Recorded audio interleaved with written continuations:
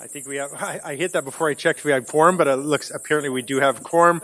Thank you very much and welcome to Economic Standing Policy Committee for Thursday, April the 11th. And Madam City Clerk, we can start with a roll call. Thank you, Mayor Hagan. Councillor Croson.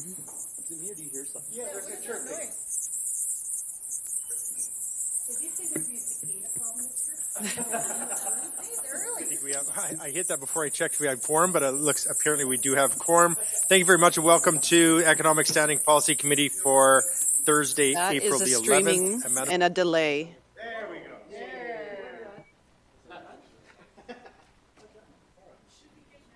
Okay. Can we get the mics then? Councillor Croson? Present. Councillor Dodick? Present. Councillor Middleton Hope? Present. Councillor Palladino? Here. Councillor Parker? Here. Vice Chair Schmidt-Rempel? Here. Acting Mayor Campbell? Here. Deputy Mayor Carlson? Hello. Mayor Hagan? Present. All present. Thank you. All right, acknowledgement statement. The City of Lethbridge acknowledges that we're gathered on the lands of the Blackfoot people of the Canadian Plains and pays respect to the Blackfoot people past, present, and future while recognizing and respecting their cultural heritage, beliefs, and relationships to the land. The City of Lethbridge is also home to the Métis Nation of Alberta. I have a resolution for the adoption of agenda from Vice Chair Schmidt-Rempel. Be it resolved that April 11th, 2024 agenda and Economic and Finance Standing Policy Committee meeting be adopted as presented. Ms. Hilford, are there any amendments? I do not have any amendments to today's agenda. Thank you. All right, Vice Chair.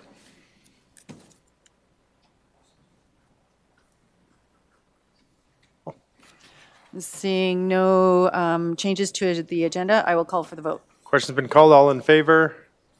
And that's unanimous. Thank you. Deputy Mayor Carlson, consent agenda. Be it resolved that the minutes of the Economic Standing Policy Committee meeting held on March 14th, 2024 be approved and the Mayor and City Clerk be authorized to sign the same. And further be resolved that the status of initiatives for April 11th, 2024 be received as information with the following amendment, that the Land Use Bylaw Renewal Phase 2 Public Engagement Plan referred to the May 9th, 2024 Economic and Finance Standing Policy Committee be deferred to the July 11th, 2024 meeting of the Economic and Finance Standing Policy Committee. Deputy Mayor. Thank you, Your Worship. Just a question on the second, further be it resolved, because I apologize, I didn't notice this change. Can someone talk me through what the change exactly is and why?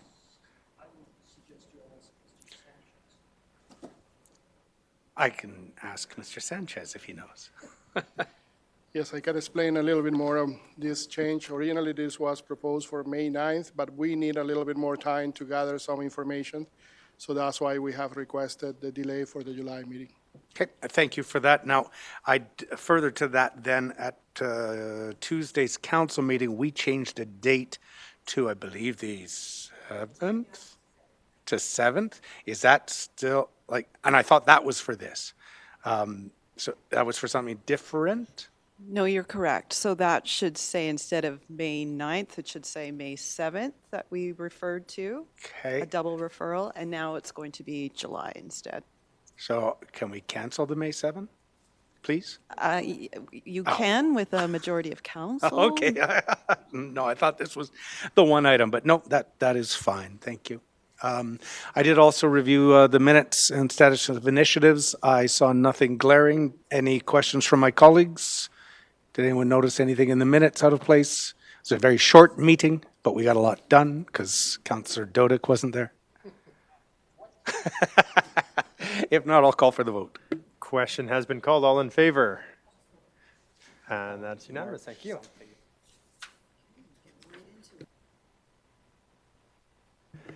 All right, moving along to presentations, 5.1.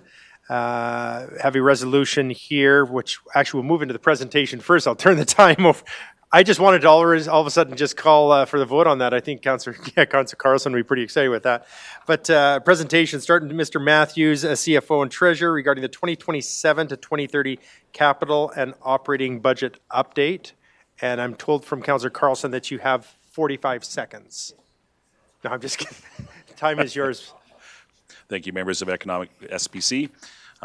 Thank you for having me here once again here today to give you a bit of an update on the 2027 to 2030 capital and operating budget process. The reason why administration wants to bring this forward to council or Economic SPC today is so that members are aware of some of the time constraints to adequately make informed decisions and budget requests, or challenges we should see in some of these areas, and the ability to handle over-the-wall community initiatives that could arise with the way that it's currently laid out. And so we just want to have a little bit more discussion with members of SPC in regards to that. Also, the ability to implement new council strategic actions and some of the other things that are mentioned in the presentation. But before getting into that aspect, I will give a brief overview of the current approved budget process. And so next slide. So for council or Economic SPC members' recollection, back on August 24th, 2021, council approved the direction to streamline the operating and capital budget processes and to provide an opportunity for annual reviews. This set the stage to align the capital operating budget deliberations in the same year by 2026.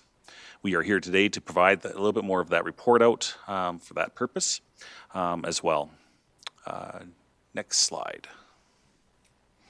And we can actually, I'm going to skip through this slide. Yeah, perfect. Actually, one more slide. So some of the things in here as well. Let me just walk you through the background on this.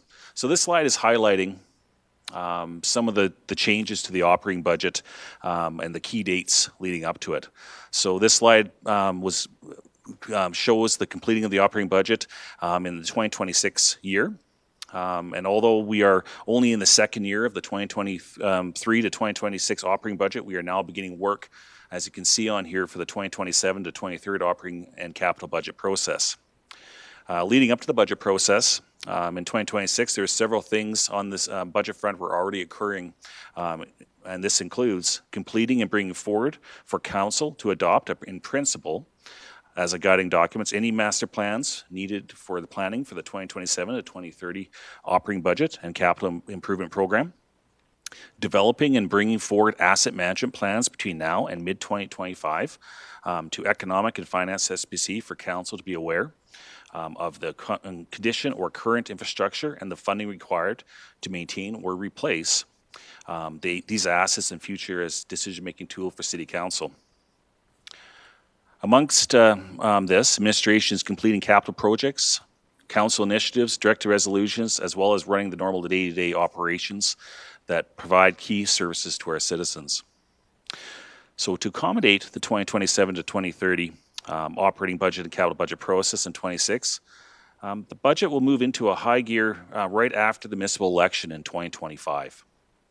This means that the new council members will need to start budget process prior to council orientation. The November 2025 to December 2026 operating and capital budget process includes completing the 2025 annual budget review during the first meetings in November of 2025, receiving the new council strategic plan by council, planned by late December of 2025, early January 2026, and completing corporate and departmental business planning processes to align with council strategic decisions. Preparations for the 2027 to 2030 capital budget will begin immediately after the election of 2025. This will include several presentations made to Economic Finance SPC from November 2025 to April 2026. The capital budget deliberations will be conducted in May to 2026 with approval in June of 2026. Preparations for the 2027 to 2030 operating budget will begin in 2026 as well. This will include several presentations made to Economic and Finance SPC throughout 2026 regarding budget pressures, proposed budget initiatives, and the impact to taxation. The operating budget deliberations will be conducted in November of 2026 with the approval of November to December 2026. Based on our initial plan to complete all the work in 2026, it will require general managers and their staff and directors and corporate finance to be fully engaged on the process. Administration will need to defer any initiatives or projects between November of 2025 and December of 2026 until 2027. Administration will bring forward the current status of directed resolutions at the May 7th, 2024 Economic and Finance SPC. Next slide. So to give members of Economic Finance SP some further context, to complete the 2027 and 2030 capital improvement program, the operating budget, within the November to 2025 to December 2026 period will require 31 additional economic and finance meetings on top of the normal 9 scheduled. This will bring the total meetings from 9 to 40 between November 2025 to December of 2026. In addition, of the 18 normally scheduled council meetings, 50% will include requirements for the 27 to 2030 capital and operating budget items during the same period. Preparations of the 2027 to 2030 operating budget requires numerous meetings within the Economic and Finance SBC if the development of this budget follows a similar format and process to the previous capital and operating budgets.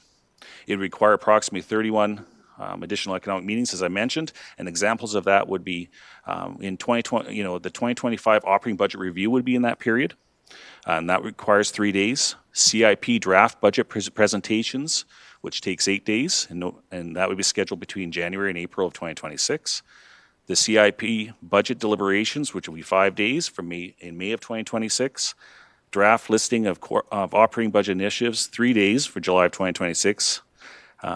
Community group or operating presentations will usually take a day, and they'll be later in September of 2026.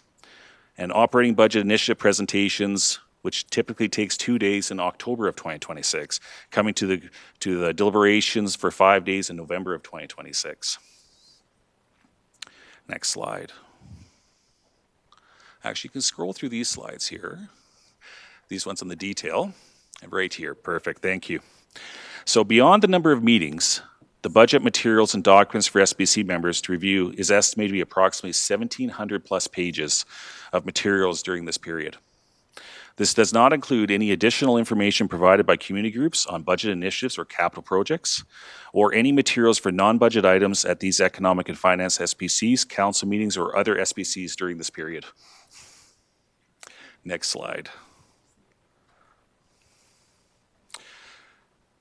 The risks of the budget process are going forward. Oh, actually, maybe let's move that forward there a bit. Let's just see if here again, what the next slide is. My slides are a little bit different than these. Are they? Yeah, your slides in your package are different too? Okay, so I'm glad that I'm not on my own here. Yeah.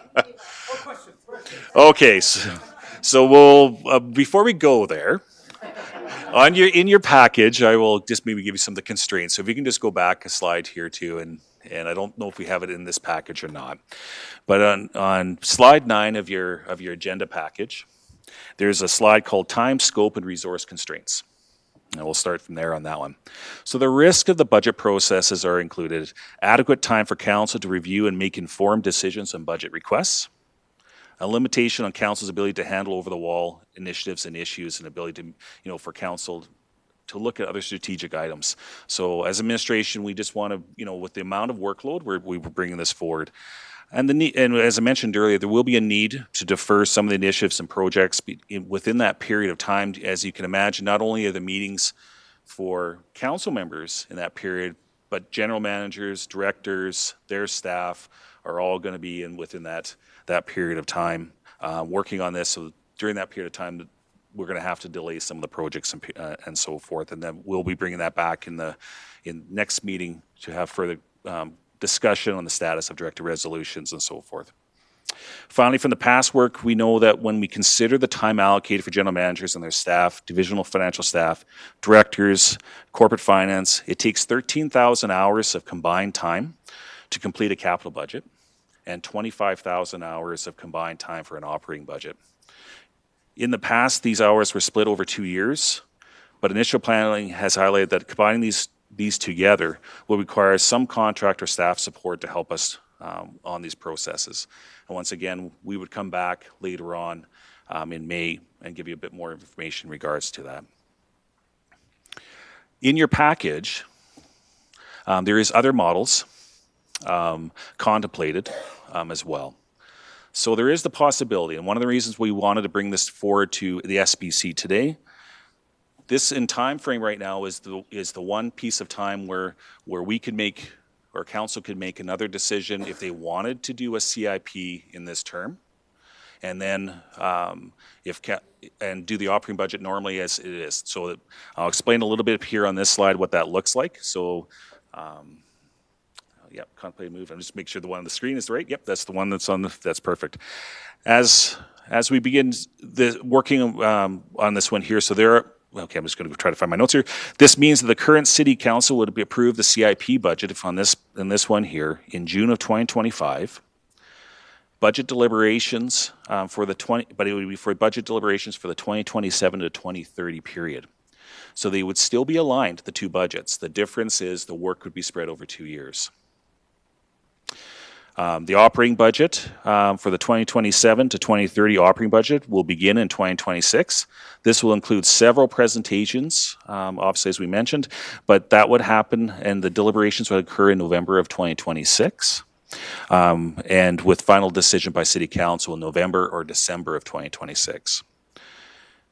It will require the same number of economic and finance meetings, but as I mentioned, it would split them over 2 years instead of all within 1 year.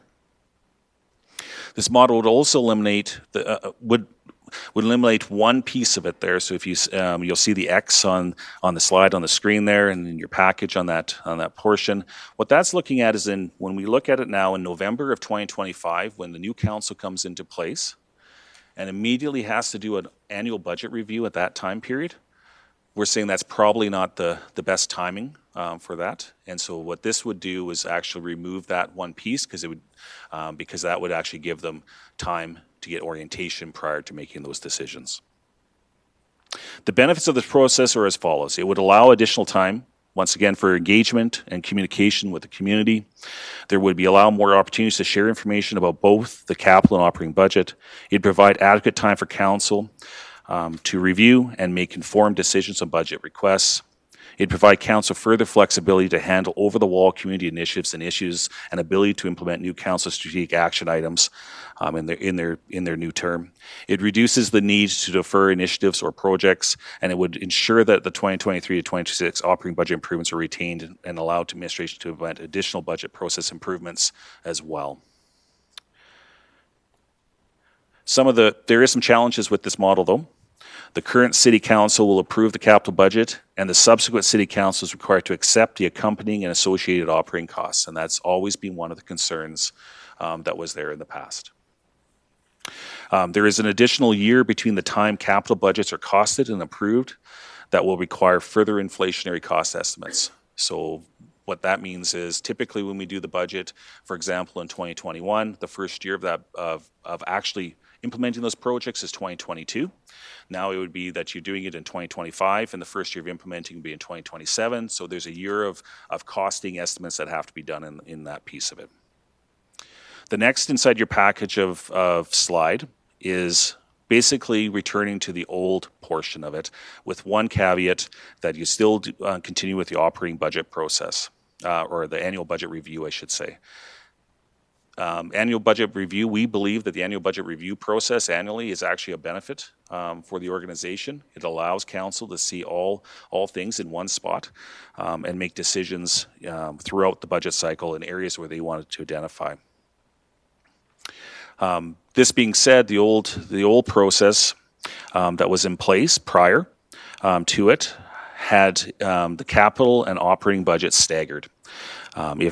If economic SPC or council would like to do that, that what it would look like would be that you would have a staggered start once again to the budget. So instead of approving in 2025 the 2027 to 2030 CIP, you would go the opposite direction, only approve 3 years of budget in that time frame, and then it would be back to where it was in the past, where there's a 1 year lag in between the two.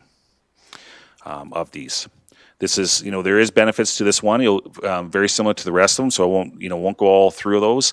However, the benefits here obviously are the same, where for more engagement time, they have adequate time for council to make, and it also allow council members that are new to coming into council adequate time to get through orientation. The challenges on this one is that, once again, it's similar. The current council, this council, will be approving the capital budget for the next council and the operating costs associated.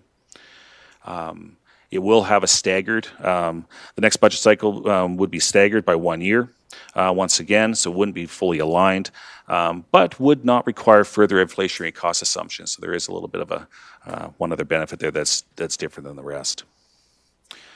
So in conclusion, on the last piece here, in summary, to accommodate the 2027-2030 operating budget capital budget process in 2026, the budget process will move into a high gear right after the municipal election in 2025.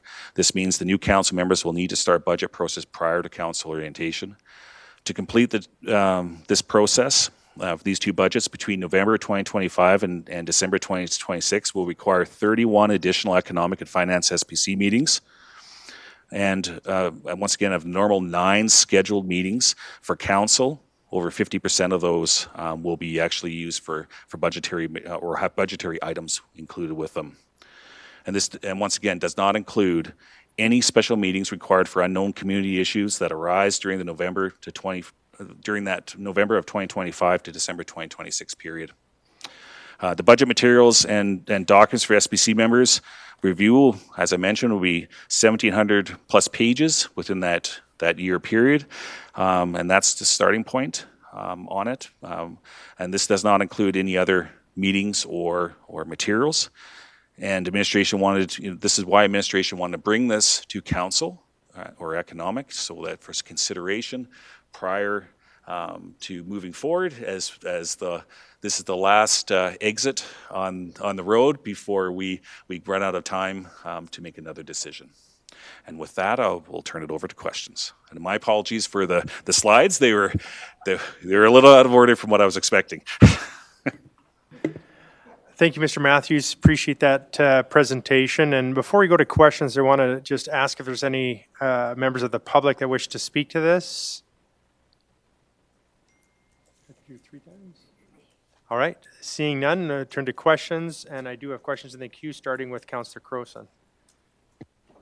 Thank you, Mayor Higgin.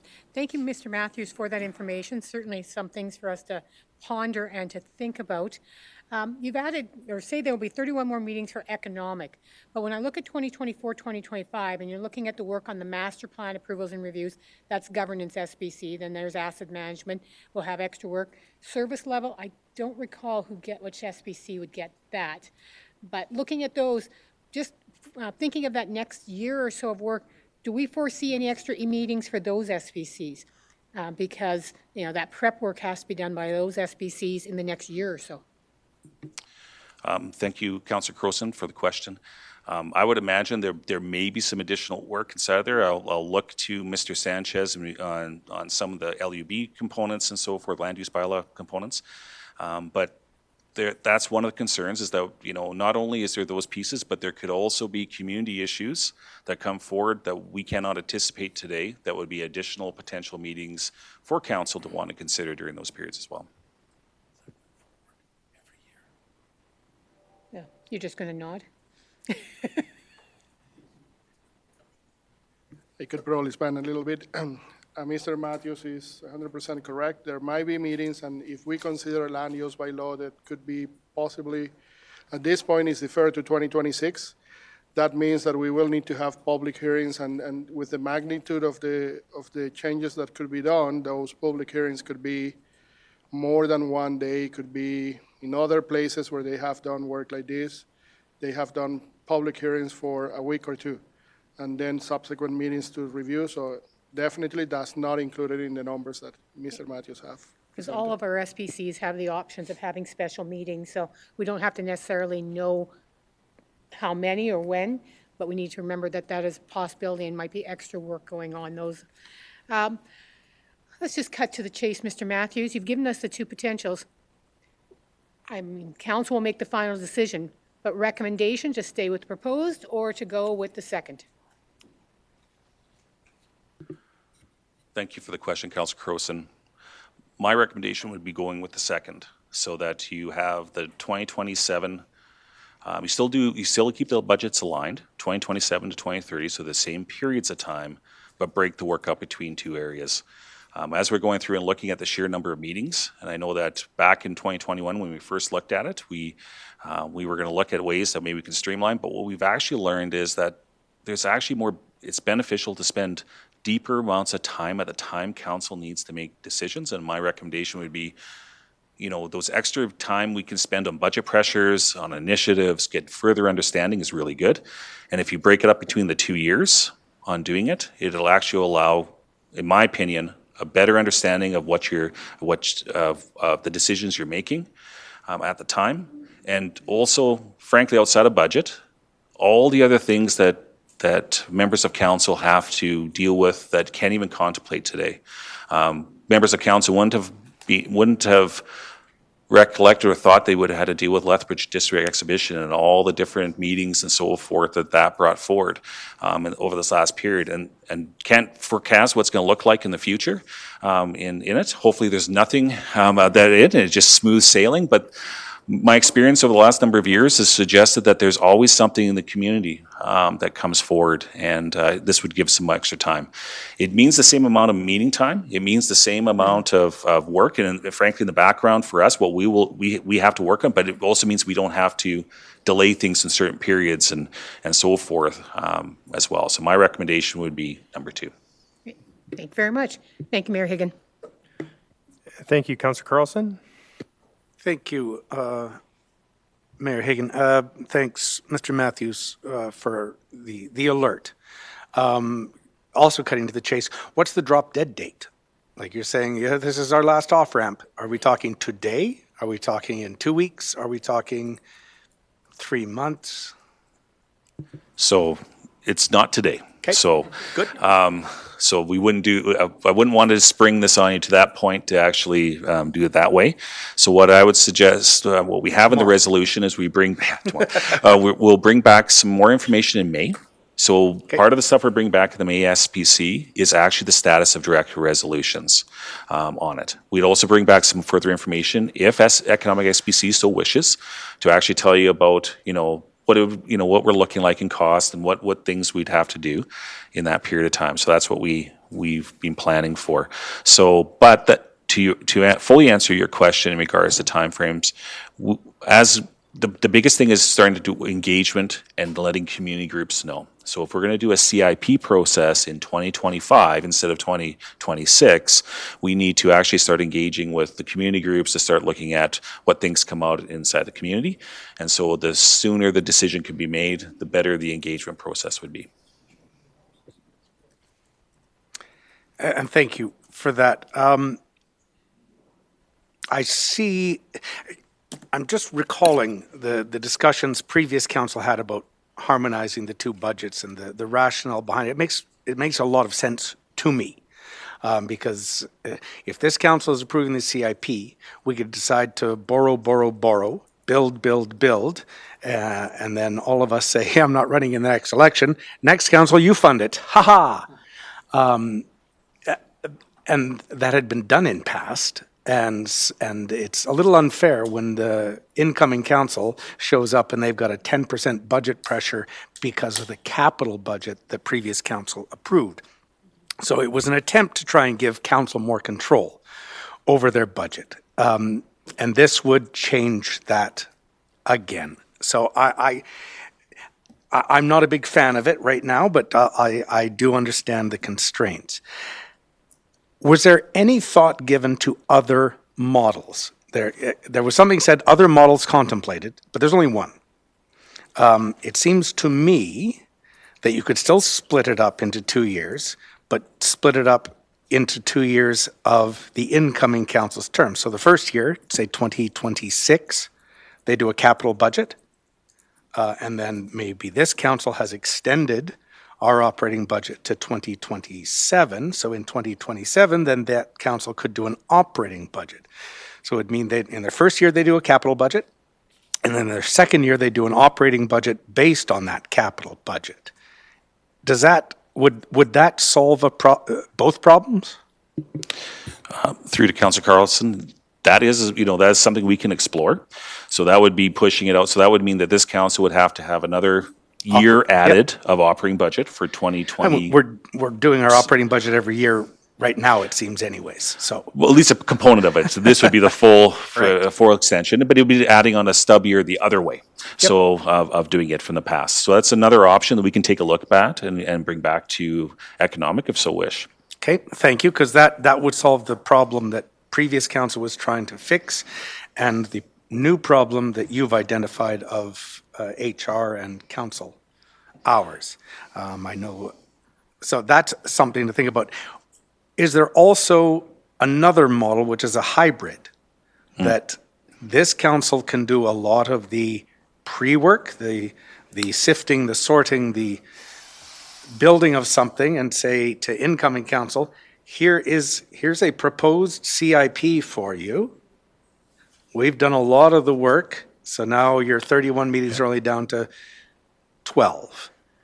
Is that another option? That is another option. We did discuss that option.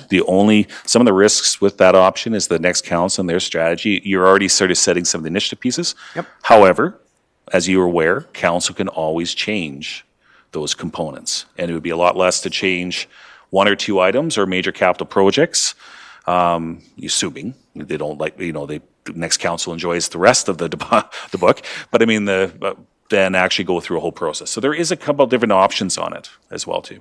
Okay, thank you. I may have some more questions, Mayor Higgin, but I'll hop out if there's others. Thank you. Just further to that, Deputy Mayor was mentioning, you have any time. We come in every year and we oversee this, but of course we do operate a four-year budget. As I look at, I've got community groups here now to tell them after year one, although you've received funding for 4 years after year one, new council comes in and I'm sorry we reviewed it and you're not getting it for years 2, 3, 4. That's a little difficult. Wouldn't want to put that council in that position, but furthermore, we can reopen it up. I mean, we can do pretty much, I guess, what council decides to do and give direction. However, although the ability is there, I think it's something that it's very, it comes with some concern and challenges in my opinion. So that's probably been thought through as well then, Mr. Matthews? So to your question, Mayor Higgin, when it comes to taking a look at whether or not how far you open up. So that is the annual review process. So currently council could have a larger or smaller components. Typically what we've done in 2023 and even this year is specific items that council or the community issues that came forward on it. The difference would be a full budget on an annual basis. If that's component, that's a tremendous amount of work and quite a bit different in resourcing components. And I'll give you a little bit of context why. And I think just to help out there, my teams, and not only my teams, because it's not just my teams that actually do of the budgeting, obviously, it's all across the administration, but just in my team alone, my budget team is not dedicated to budget 100%. They look after asset management, they look after grants, they look after it. So I would have to actually switch those components around to actually do something different. Within the departments, we'd also need other people if we're going to do that. But to your point of actually taking a look at budgets and opening them up and doing some different pieces, yes, we could look at that as well. However, the biggest problem, I think, for time-wise on it is actually getting the two budgets, whether it's CIP and operating, in the same year, because there's so much community engagement and so many things on decision-making to do in those pieces and hours that naturally it makes sense to do them in different periods. And it's how we approach budget in this community on it. And what I mean by that is that our communities, stakeholders, and so forth, we go into a lot of depth into it to really understand these components, and that takes some time and is actually, in my opinion, a really good process on it. And so the two together in hours is the hardest piece. So, but I see, and a comment came earlier of the SPCs are made for assets and infrastructure. We've got community and social. There's the different SPCs that would actually address some of these additional meetings, is from what I would see. But in addition to that, your predecessor was, it's my understanding there was a, and I'd have to go through our budget. Maybe you can help me with this, Mr. Matthews, that in a CEP that there was additional funding for because if we're going down this path, was there not additional staffing that was allocated or no for this?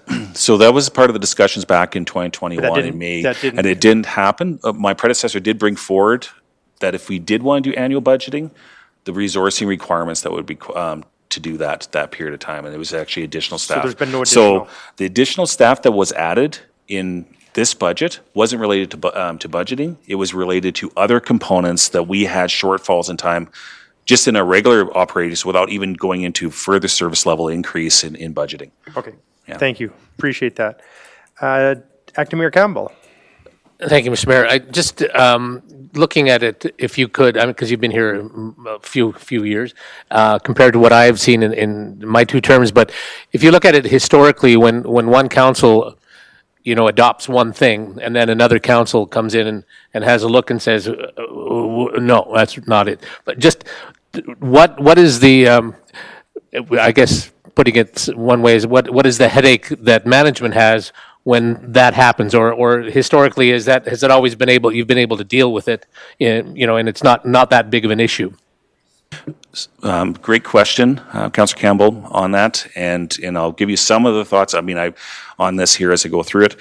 An example would have been earlier this cycle here, and on things like the question on the third bridge, or even the organics components coming in. So once a council puts something in place, and we've already gone and started working on it, because it's 1 year. In the past way, it was staggered 1 year back. So we've started to work on it. It's really hard for the next council to actually stop that project, because we've already committed X amount of dollars to it. So we've started design work. We've started maybe even construction work on that to actually do it. And then the next council comes in and, no, don't like this idea. We may not be able to stop it, or it would be a loss in dollars. And I know that there were some questions at the beginning of this term in that regard. So that's some of the experience on it. There is that once we get into the budgetary side, the hard part is that it's hard for the next council to really stop the projects. That's why I'm saying if the two are aligned, at least the two budgets are aligned, and so that if they did want to make a change, or as Councillor Carlson had mentioned, in regards to actually having maybe doing it a different way, leapfrogging out the operating budget the different direction, it wouldn't tie as much of the next council's hand to it as well too. So there is some different options to take a look at. I think the biggest part of the conversation we wanted to have today was this very conversation, just realizing that we see something and we don't think you're going to be happy with it, or council's going to be happy with it, and it wouldn't be incumbent on us not to bring it forward to now, because we're seeing it in the background going, oh boy, we might be overtaxing our groups and council in 1 year period. Well, and maybe I shouldn't say the word overtaxing, but I'll say I'll say overutilizing. Let me change my choice of words there. Thank you, Mr. Mayor. Thank you for that. And thank you for that further explanation to overtaxing as far as burdening. All right, Councillor Schmidt-Rempel. Thank you very much, Mayor Hagan. Could we bring up the second model slide that Mr. Matthews is proposing? I just want to make sure we've all got clarity on what exactly it is you're suggesting, and so that the community can see exactly what it is as well. So when we look at this, we're still looking at harmonizing in 2027 then? That is correct. And it would be harmonized moving forward? That's correct. And that's what you're proposing we look at? The difference is that this council would make those decisions. Now that could leave the opening back even to a discussion around the table here today, where the next council could still come in and decide whether that fits them, because they still have to set the operating budget component and make some changes. And it's 1 year out from the time frame that before construction would start on any of these projects. So we're not into that scenario where we're actually doing the work already, and then the next council has to make a decision. The other thing that's on this slide here too, on the budget reviews, we're just saying, I really think the budget review process council's put in place on an annual basis is a good thing. It's not a full budget piece, but it actually puts pieces together, and it allows you to actually dive into areas or deal with certain issues that are in the community. But in 2025, when new councils are coming in, they're literally going to get into, any new members of council will start in their role, and the first thing we'll be doing is going into budget pieces, which they may not have heard of Right. as well. So that's why that X is on that spot. Okay, but just for clarification, we're still looking at that harmonization That's of the correct. two. It Yep. would just start in 2027 as opposed to earlier. That's right. Okay, so then the other question I have is, in our resolution here, we have to receive the budget update presentation as information. So can you help me understand what that receiving as information means to you today? Is there any specific direction you're going to take out of that report? Or out of what you've presented to us to act upon? What does that look like to you today, so that council can have an understanding as to what receiving for Right. information means to you? So thank you for the question on that. So what we didn't want to do is presuppose what council wanted to do on this. Council had given us direction in 2021, and we're working on it. That's why you don't see on here the recommendation, although you asked me and I gave you my recommendation. But so the current resolution is just that, without council making or economic or council making a decision to change that, to make a change, we are still marching towards aligning the budget and doing it all with 1 year. The only difference is the second part of the resolution is talking about we will come back in May, if so Yes. wish, and tell you a bit more information on what that would look like for some of those projects and council resolutions that we think in that period we're just not going to be able to get to. And on top of what other costs for a short-term period of that gap where we have a spike in work, what we can do with contracts or terms or something to deal with it if that's really how council wants to still proceed. If Economic SBC would like to change that, I mean, that's your decision and so forth on the resolution. We just didn't want to presuppose something that council wanted to do differently. Okay, so we will be moving, unless we give other direction, we will be moving forward to with what 2021 council decided and the harmonization that they decided on. That is correct. Thank you. Councillor Dodek. Yes, thank you. Based on the recent exchange to the city clerk, I assume that to make any changes would require a rescindment of at least a portion of the August 24, 2021 resolution that harmonizes in 2026. Is that fair to say? It possibly could. I'd have to take a better look at it. Okay, so here's my question of the city treasurer. The resolution of August 24, 2021, the sixth operative clause does say that direct the city managers to start in 2026 the ongoing process of doing both at the same time. So this is 2 years, this is a couple of months before the election of the new council. So the old council at that time decided that harmonizing CIP and operating budget should occur in 2026, which would obviously would be the new council. So all of the information that we have today would have been present there. The start of the harmonization in 2026, council would have known that would have been after an upcoming election, and presumably administration and finance would have known as well. So here's my conundrum, is that the previous council, I wasn't here, I didn't know what the debate was, I don't know what the information was provided, but clearly it was enough to have a resolution passed where one of the operating clauses was to harmonize the CIP and operating budget in 2026, clearly after an election in any event. And now, almost approaching 3 years, we're told that operative clause really is not such a good one at all. So that's my conundrum. Presumably, there was a good reason to harmonize it, and I see the good reason, because you're not binding the next council, as happened to this council from prior council's decision. So you can see my reluctance in supporting the change. So the question is, what really has changed? And thank you, Councillor Councillor Dodick, sorry for that question. So there has been changes since then, and yes, I was the same person that was speaking to this in August 24th of 2021. We did go through and take a look at this. We were looking to implement components that would streamline a bit more as well. But since that time, we've actually seen a tremendous amount of work in how we do this. We've also added components in here. If you remember last budget cycle, for the operating budget side, we've spent a lot more time in workshops and so forth and initiative pieces. And my understanding when we debriefed with council after that process, it actually was beneficial. It allows council, in my opinion, on this to spend more time on it. So all of that was not in the model that we were building in 2021. We added to that, and we learned on that. Additionally to that,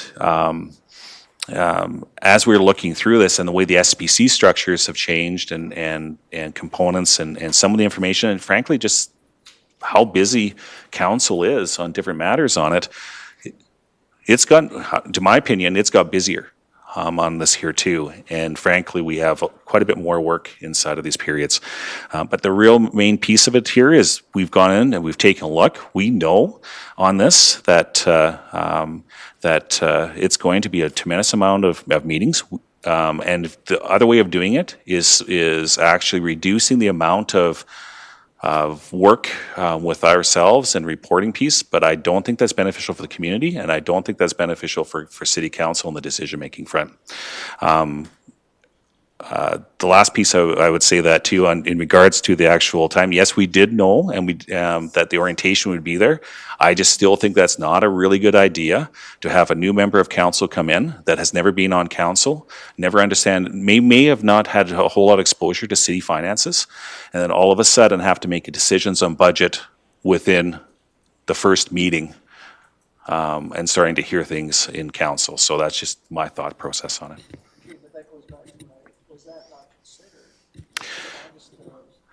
21. Throughout the whole period of time, there was a number of things being considered and being talked about, and between me and my predecessor, there was a little bit of a pass off between things there. But what I would say, when I was looking at this, yes, it was considered on it.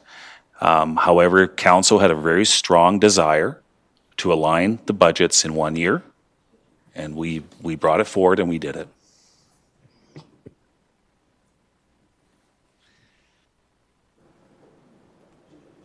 Councillor Middleton, oh.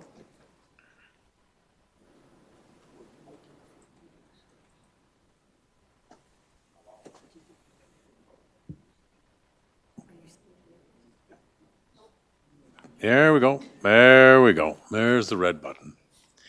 Thank you, Mr. Matthews, for leading that discussion, and I appreciate my colleagues' questions because they've answered most of mine, but I have two that I'd like to ask. The first one is in regards to the alignment of the operating and capital budget into a 4-year cycle. Does that provide us with sufficient time to really vet and see the benefits of a strategic approach to long-term planning? It seems to have shortened the amount of time that capital projects would be evaluated. So do we have enough time? Does it allow us to be strategic? Thank you, Councillor Middleton-Hope. So and even though what we're saying there on the two of them, just one big clarification piece as I'm answering this question for you. So even though we're saying 2027 to 2030, that's the approved window of the CIP. It's still a 10-year CIP that we'll be doing, so we'll have another 6 years of forecast on it. So from that point of view, there's a longer range strategic piece that actually will have some of the pieces for that council to even look out further on. So if you're really getting into strategic pieces, there's even longer strategies and components, and that's a bit more of the long-term financial planning that you would have seen in the package in the slides. And one of the benefits that we weren't talking about is even beyond that 10-year window, what are some of the things on the future horizons that are out there for the community? And what does that look like? And when we make decisions today, what does that look like in the future? So the answer is in the period of time for the approval window, yes, I think it is, and I'll look to some of my other colleagues if they have any concerns in their asset areas and those components. But I think it actually makes a 4-year approval with a 10-year plan actually has served us well in that way. Okay. Second question was in regards to the increased workload that you anticipate. You indicated for council members, excluding any of the SBCs, there would be an increase you project of approximately 31 additional meetings per year to specifically deal with the budget. Is that an ongoing pressure? In other words, are we looking at 31 additional meetings per year throughout the entire 4 years of a council's tenure? Thank you, Councillor Milton Hope. No, the 31 meetings would only be in the year of the operating budget. So once every 4 years, you would have this very heavy cycle of meetings. So coming up, so basically in the first term of council, the budget process would have that high level of meetings, and then the next years you go back to the normal meetings, assuming nothing else, no other things beyond budget are taking your time on additional meetings. Okay, thank you. Councillor Carlson. Thank you, Mayor Higgin. Something else to consider, perhaps, and I appreciate you bringing this forward because we will be heading into an election cycle coming up, and I think it's good to alert anyone contemplating running for council that first year they're going to be full-time, is what I'm seeing. And so I'm wondering if that's another budget pressure we should put in place, because I don't know if my colleagues are seeing this, but yeah, when I see the amount of meetings, and there's no summer break either, I noticed. So that is something councils would have to contemplate. Council would have to contemplate as well too. Just the sheer amount of time. That's one of our concerns as administration is the amount of time that it would require members of council to be at meetings. We have, the schedule, if you remember, even during our operating budget of 2022, there was quite a few meetings in the summertime as well. And because CIP would have to be finished by May, so we can take the cost of those and get them into the operating budget in the fall, that means that, as well, that you have deadlines in those periods that you have to get through, and there would be other things that council would want to know. Okay, well, tell me what the operating budget what's the tax pressure look like, or utility pressures look like as soon as you've approved that, and then we'd be working through the summertime trying to get that in, so it comes out to September, October, out to council in the fall, so they can make some further decisions. Gotcha. So that is something that we need to be aware of as we're preparing an orientation for the incoming council. I recall my first term, people that had full-time jobs outside of this were taken by surprise. Oh, now I have to take 2 weeks vacation to do the budget, right? So we need to make sure that's highlighted if we continue down this road. So barring any changes, you're still going to come back in May with an update. Do you need direction at this point, or in the next week, I guess it would be, to get ready for May, of any possible changes? Honestly, I like my suggestion of, obviously, of putting them both into next council's hands, but staggering them so that it's not everything being done in 8 months. It's 2-4 month periods for council, or whatever it would be, over different years. Is that something that you could take away and consider and see how that would impact? So definitely for this, I think what will be good for council or economic SPC at next meeting to get also, and that's currently within the current resolution, is actually getting a report on the status of directed resolutions. Right. And then also what we think we can achieve within the current constraints of actually starting to work through this, and what could be achieved differently. So that might be something there that help you out. I understand what you're saying, Councillor Carlson, with regards to some of the different options, pieces on that. Here again, we can take a look at some pieces of that as well. If you want to do that and put in a resolution, if that's what Economic wants to do, that's great. If not, we still can have a little bit of thought around that as well too. Okay, and just to follow up on that, if that were to occur, that both decisions, both budgets, operating and capital, were pushed into the next term, it would probably be incumbent on this council to extend the operating budget 1 year.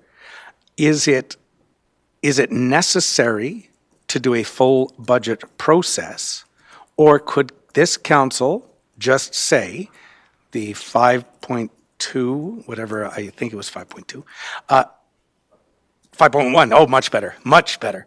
The 5.1 increase is extended for 1 more year, and every operating agreement we have with outside groups, everything just gets extended. Is that? So I think with the, for yourself, Councillor Carlson, what you're asking is, could this council do something very simply in regards to the budget and extend it? There is a bit of a process for that, that you can do on it. So yes, there's a couple different options there that we could recommend for you. So that could just be taking the current budget with an inflationary factor amount until on it, and that would just mean that there'd be no new initiatives. Right. At all in that period of time. For 1 more year. For 1 more year. Yeah, they would stay the same and so forth. So I have to think about it a little bit more in that regard of how that would work and come back. I think it would be best that we come back with some scenarios on it and give you a bit more fulsome, but that is a possibility to do. Thank you. I'd appreciate that. Thank you, Mr. Mayor. Thank you. I see no further questions. Thank you, Mr. Matthews. Appreciate all those responses to the questions that I'm sure you were expecting anyways. So appreciate that. I have a resolution here from Councillor Middleton Hope, 2027 to 2030 capital and operating budget update. Be resolved, the Economic and Finance Standing Policy Committee, number 1, receive the 2027 to 2030 capital and operating budget update presentation as information. And number 2, request administration to return to the May 7th, 2024 Economic and Finance Standing Policy Committee on additional resource requirements and any initiatives or projects between November 2025 and December 2026 that will be needed to be deferred until 2027. Councillor Middleton Hope. Thank you, Your Worship. Does anyone need changes besides Deputy Mayor Carlson? Deputy Mayor Carlson. Sorry, I'm just curious through you to the mover or Mr. Matthews. I've asked for a couple different options coming forward. This doesn't contemplate those. Do you need something in a resolution, or was the discussion enough to ask you to bring something? Technically, it's always better to have it in a resolution. Because no one else may want it except That's me. right. So I think from that point of view, and I think, so it would be good to have in the resolution to see if all members of Economic Yeah, want why us to do waste that time work. if I'm the only one? Gotcha. So then question to the mover, if I'd like to add an amendment, number 3, request administration to develop other models that contemplate next council doing both CIP and operating in their term, but in different years. I just made that up. I hope that makes sense. I think it does.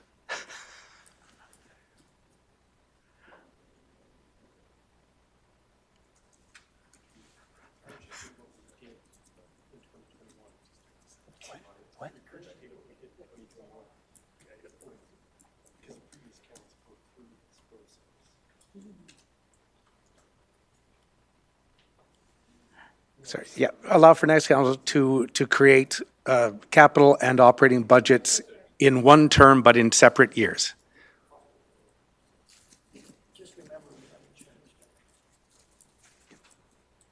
Yeah, I'm just asking for one more look at what it would look like.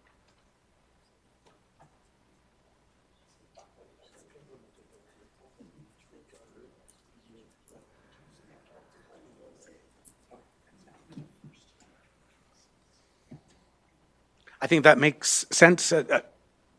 Councillor, does that make sense to you? No. No? Mr. Matthews, do you require that information?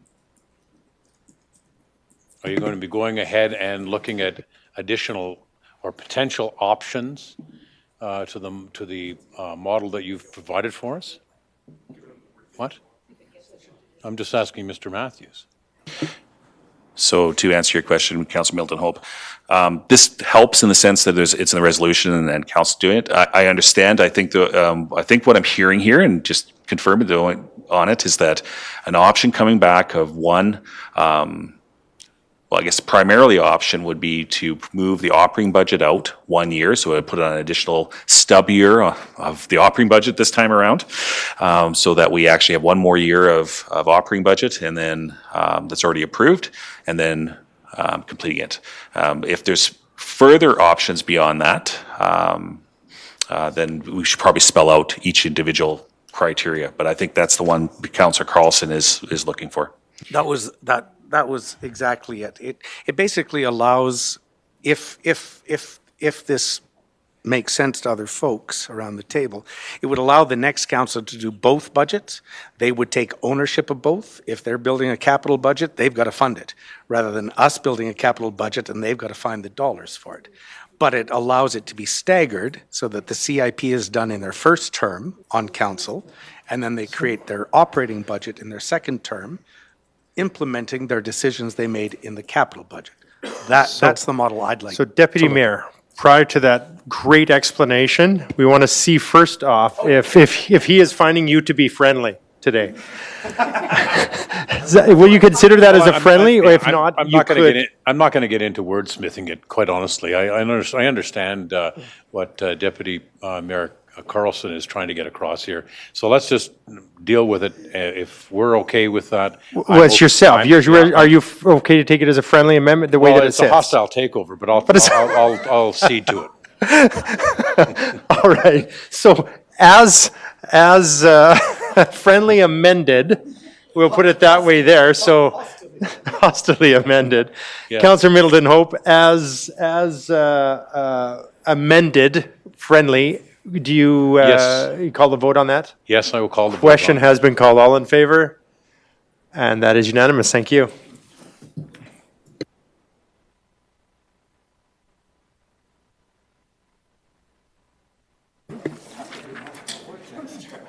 All right, next we'll move on to, this is the Water Conservation Plan and Strategy. And that presentation is by Mr. Svensson, Manager of Engineering and Environment, Water Conservation Plan and Strategy. Thank you very much, Mr. Svensson. The floor is yours.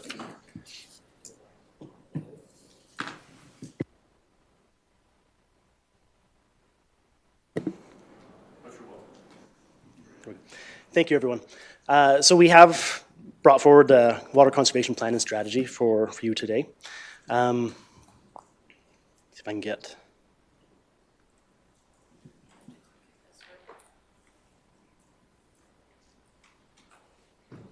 Maybe not. Yeah, if you can just. Great. Just a little bit of background as we get started. Ongoing changes in climate and weather patterns have necessitated or led to concerns with respect to water scarcity in not just southern Alberta, but much of the province, and led to conservation efforts being tabled at different municipalities and requested by the provincial government for municipalities to start to put into place. On top of that, we have a lot of dry conditions over the last few years, has increased the drought risk for this year, and recent snowfall and moisture hasn't really done any service in fixing that yet. Next, please. Just as a prelude to what's being requested later on, we are requesting that the Economic Finance Committee recommend to Council that they approve the Water Conservation Plan and Strategy, including the targets, an updated water rationing action plan, as well as direct administration to draft any necessary amending bylaw to Water Bylaw 3999 for Council's consideration, and approve the voluntary economic and regulatory initiatives as presented. Next, please.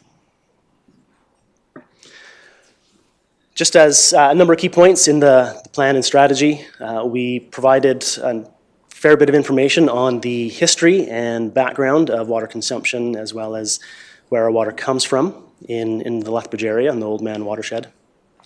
As well as we've included water conservation targets, reaching a 20% reduction through conservation efforts by the year 2030. And to get there, introducing voluntary economic and regulatory measures. And then we've updated the water rationing action plan, which we'll get to in a little bit later. Just to update everyone as to where the current drought conditions sit, as you can see, we've got information on both the Oldman and the St. Mary's reservoirs there. The normal operating levels for this time of year sit between those two higher lines, so the gray and the orange line. In between there is where the water levels are normally at this time of year. And you can see both the Oldman and St. Mary's reservoirs, that they are substantially lower than that. This data is as of the end of March, and we have had some snows and rain since. However, the Oldman Reservoir level hasn't changed. It's still sitting at about 32%. The St. Mary's Reservoir level has come up to about 20%, but still nothing close to normal. Next, please.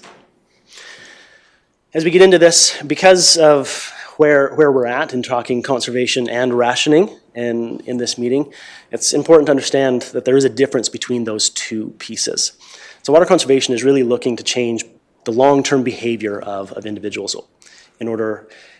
looking at how they use water and where they can conserve water and not waste water is essentially what water conservation is looking at. Whereas the water rationing are really come into regulatory measures that can be put in place in order to either limit the amount or the timing of water being utilized. Next. So plan and strategy is in alignment with a number of guiding documents, the South Saskatchewan Regional Plan, the City of Lethbridge Municipal Development Plan, our Energy Conservation Master Plan and Strategy, as well as Council Policy 51, it's the environment policy. Next, please. Again, just some background in our water usage here in Lethbridge. The graph you see there really is the yearly usage broken out by month, shown 2 years, 2018 and 2023. And what you see is from October through April, so those 7 months, you really do get a fairly steady and even amount of water used during those months. It's about 1.5 billion liters of water a month is our usage. And then you get into summer, and if you look at July 2023, that jumped up to almost 3.4 billion liters of water. And just to put that in perspective, our water usage alone last July would have drained Henderson Lake approximately 5 times, or Henderson Pool 2,400 times. Next, please. Again, over the year, taking that data, you can see over the last number of years, our City of Lethbridge water usage really is about 20 million cubic meters of water. Broken that out into where that water goes. About 40% is residential use, 36% is the industrial, commercial, institutional use, so the ICI, and 20% regional and 3% irrigation. One thing to note here is not all of our parks are metered, and so that doesn't properly show exactly how much water is used there. And that is, we are looking to address that. What a cubic meter actually looks like, you can see a little diagram there. A cubic meter is 1 meter, or is 1,000 liters of water. So the equivalent of 2,000, I see a number have some water bottles. The equivalent of 2,000 of those water bottles is 1 cubic meter. And the City of Lethbridge used 20 million cubic meters of water over the 2023 period. Next slide. When we get to measuring targets and reporting out, the standard is to use a different metric. It's liters per person per day. And so when we look at 2023, our water usage was 531 liters per person per day. So 2,000 of these, sorry, not 2,000, 1,000 of those per day. When we break that out into residential and ICI, residential use is about 232 liters per person per day, which astounded me a little bit when I was doing when we were doing the math, and I was holding a water bottle. That says I use on average 500 of these each day in everything that I do. Next slide. Taking those 2023 numbers as our background, we've created some targets, and essentially the target is to reach a 20% reduction in our water usage by the year 2030. So essentially moving from 232 liters per person per day down to 186 liters per person per day on residential side, and down to 239 on the ICI side. Next, please. To achieve those targets, in the document, we've come up with some voluntary economic and regulatory measures and mechanisms to help us to get there, and we'll touch on each of those as we go. Next.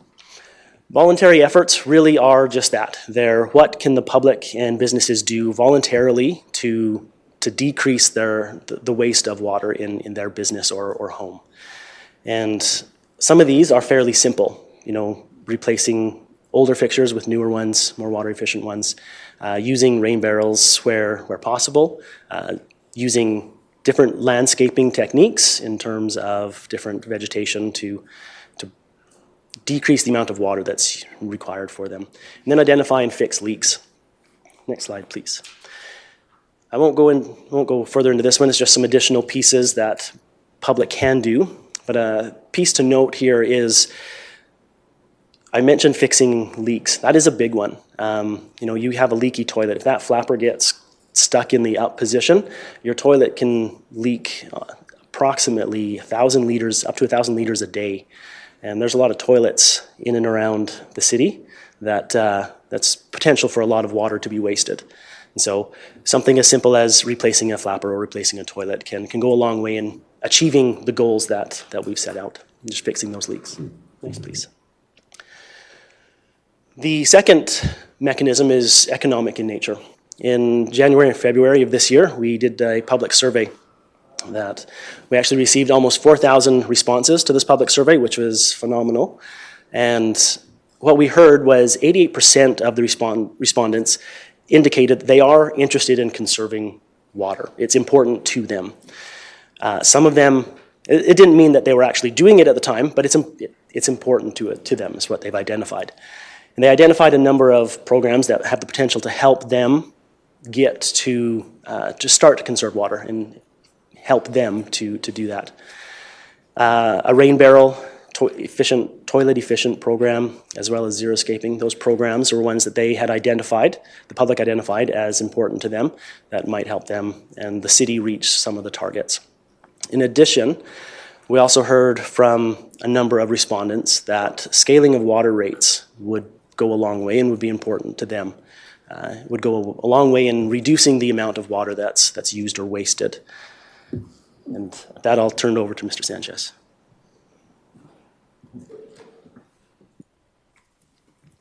Thanks, Mark.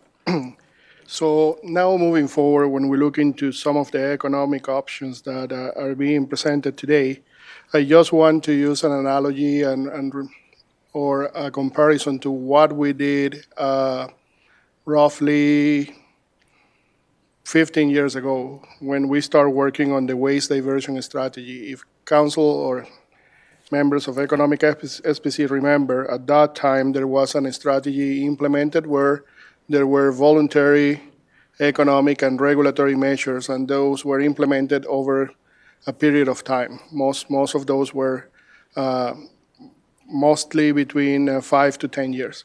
So what we are presenting today is similar to that strategy on the waste side. In this case, is on the water side, and the intent is to have different measures that will encourage residents to have or to do water conservation.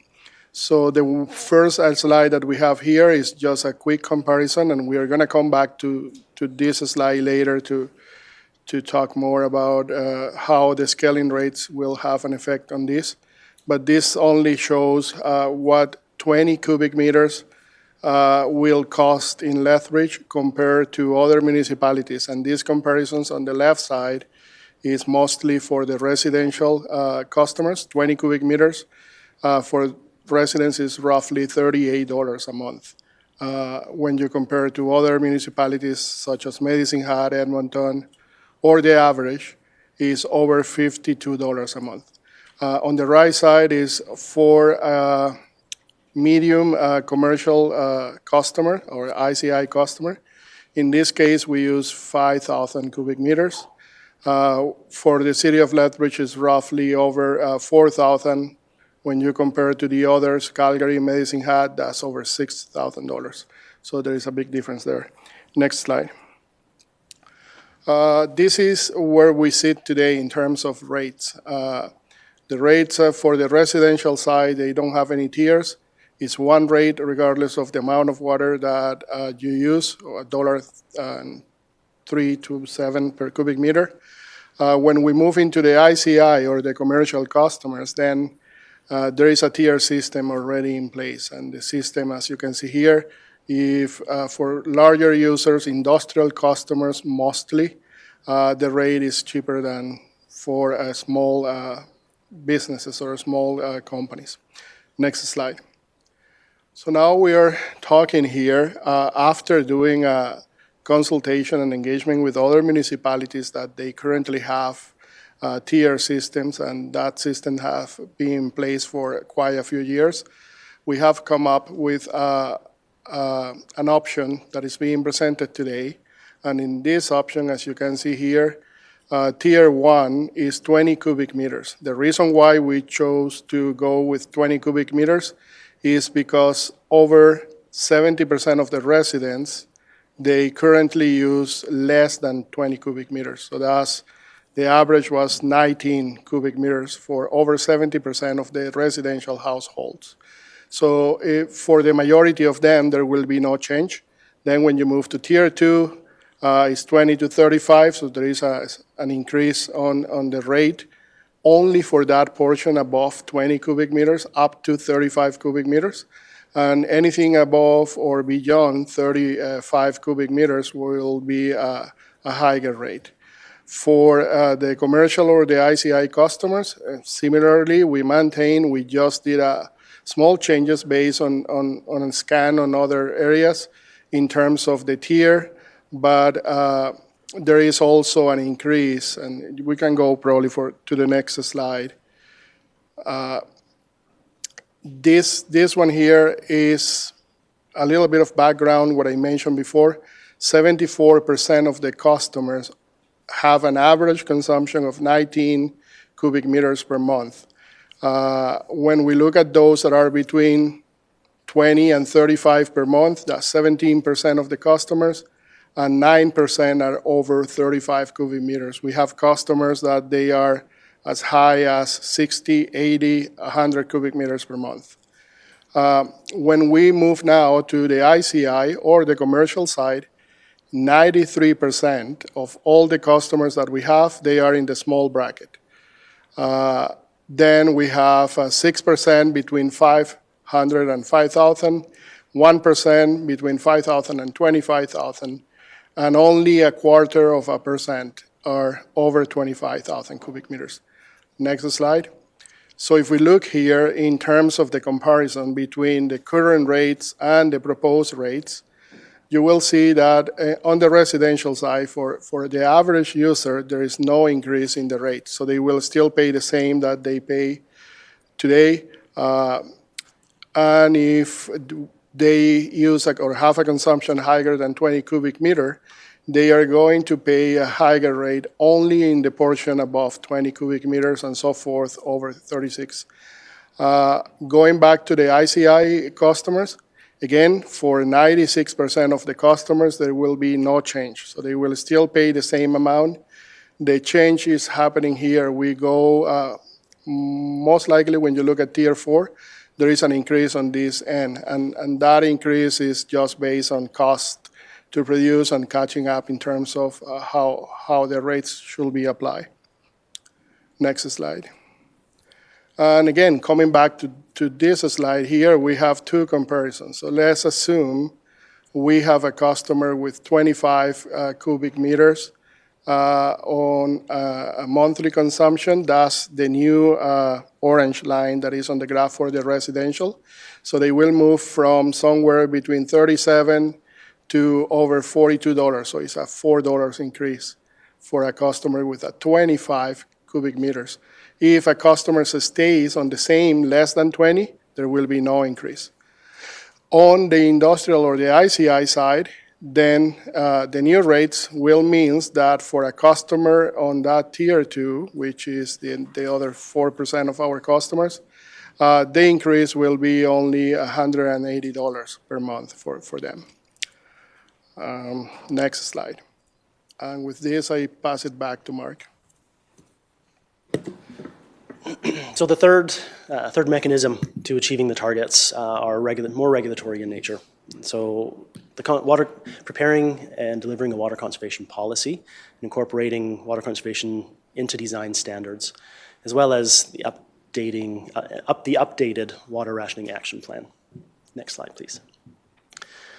Just a brief overview of what the updated water rationing action plan is. It was first introduced in 2016, and with the 4 stages and the emergency stage as well. What we've done is we've streamlined the document, and we were asked to make it relevant to not just residential customers, but to all users all users who were supplied water through our distribution system.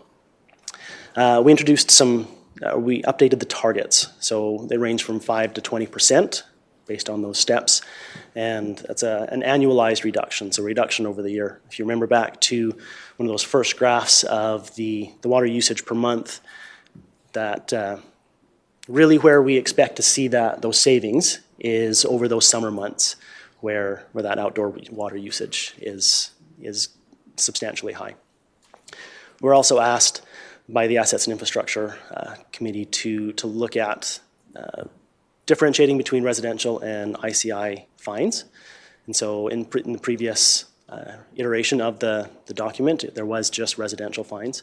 So ICI was added. The other piece here is the trigger. Now, one thing to note here is the idea was to try and come up with some triggers for each one of these stages that made sense on how and when it would be triggered based on water levels in the reservoir, the Oldman Reservoir. Figured that was probably a fairly simple task and fairly simple to do. We've been in conversations and discussions with Alberta Environment trying to nail down what these actually look like. And we just received some additional information from them earlier this week that lead us that the targets that are presented there are not quite right. They do need to be adjusted still. So we have some meetings, additional meetings set up with Environment to look at getting those targets just right. The idea is to make sure the targets make sense for each of the stages, but they're also simple to understand. And so simple to put into practice. Simple for that trigger. Next slide, please. In terms of what's in each one of those stages, it lays out the prohibited and restricted actions, as well as some suggestions on meeting, some suggestions for businesses and residents to help meet those restriction targets, the reduction targets. Something to note is outdoor watering, which is really where we expect to see the biggest bang. So in stage 1 would be limiting outdoor watering to allowing only up to 2 hours of watering 1 day a week on designated day. So for residential, it would be on your blue-black cart day. ICI would be on Saturdays and regional customers on Mondays.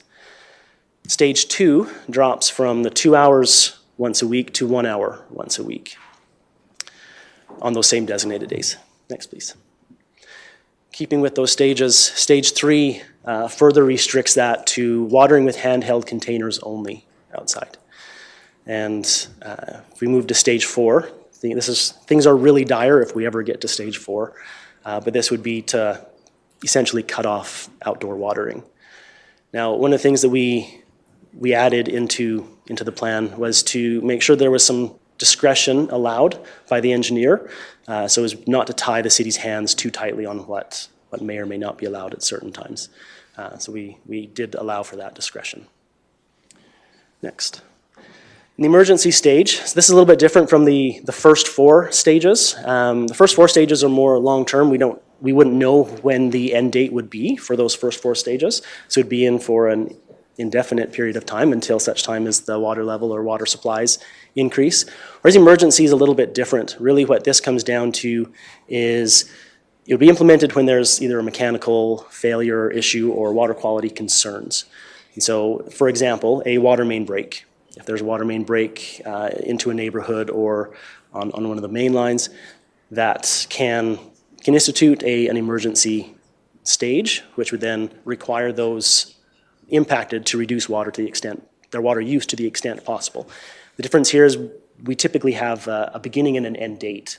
And so we know it's going to take X number of days to fix a water main. And so asking people to restrict their water usage for that number of days makes a little more sense. And so that's the difference between the emergency stage and the other 4 stages. Over to Joel. So just want to add before we go to the next slide, a little bit of the work, an update to Economic SPC on the work that Mark, Mr. Kaup, myself have been doing with the province in terms of the drought conditions. So that will be, there was actually a town hall last night done by some of the ministers in terms of the drought conditions and what is happening. And during that town hall, it was announced that maybe in a week or 2, water sharing agreements are going to be now in place and they're going to be released. So the province is working in those and they should be available by the end of the month. That's what they announced last night. And part of the work in those water sharing agreements is aligned to what we are presenting today in terms of the rationing plan. The other element that is important to mention in public is that the team has been working with other municipalities across the basin, and that includes the city of Medicine Hat, the county of Lethbridge County, the irrigation districts, in this case is LNID, and the city. So we are all working on the same idea, and where the plan, the rationing plan that we have in place in front of council or Economic SPC today, has been also shared with all the stakeholders. And even recently, a week or so ago, there was a meeting with the regional stakeholders to ensure that we know this. And I know the communications team and the water department and the environmental department are going to be setting up meetings with regional customers and regional partners in order to ensure that we have this plan implemented across the region for our customers. Thank you. Last slide, just reiteration of what we showed up first. We are requesting that the Economic and Finance Committee recommend to Council that they approve the Water Conservation Plan and Strategy, including the targets and updated Water Rationing Action Plan. Direct administration to draft the necessary amending bylaw to the Water Bylaw 3999 for Council's consideration, just to give effect to the terms, as well as approve the voluntary economic and regulatory initiatives as presented. So water, putting together water rationing or rain barrels, water efficient toilet and zero escaping programs, contingent on future funding. Thank you.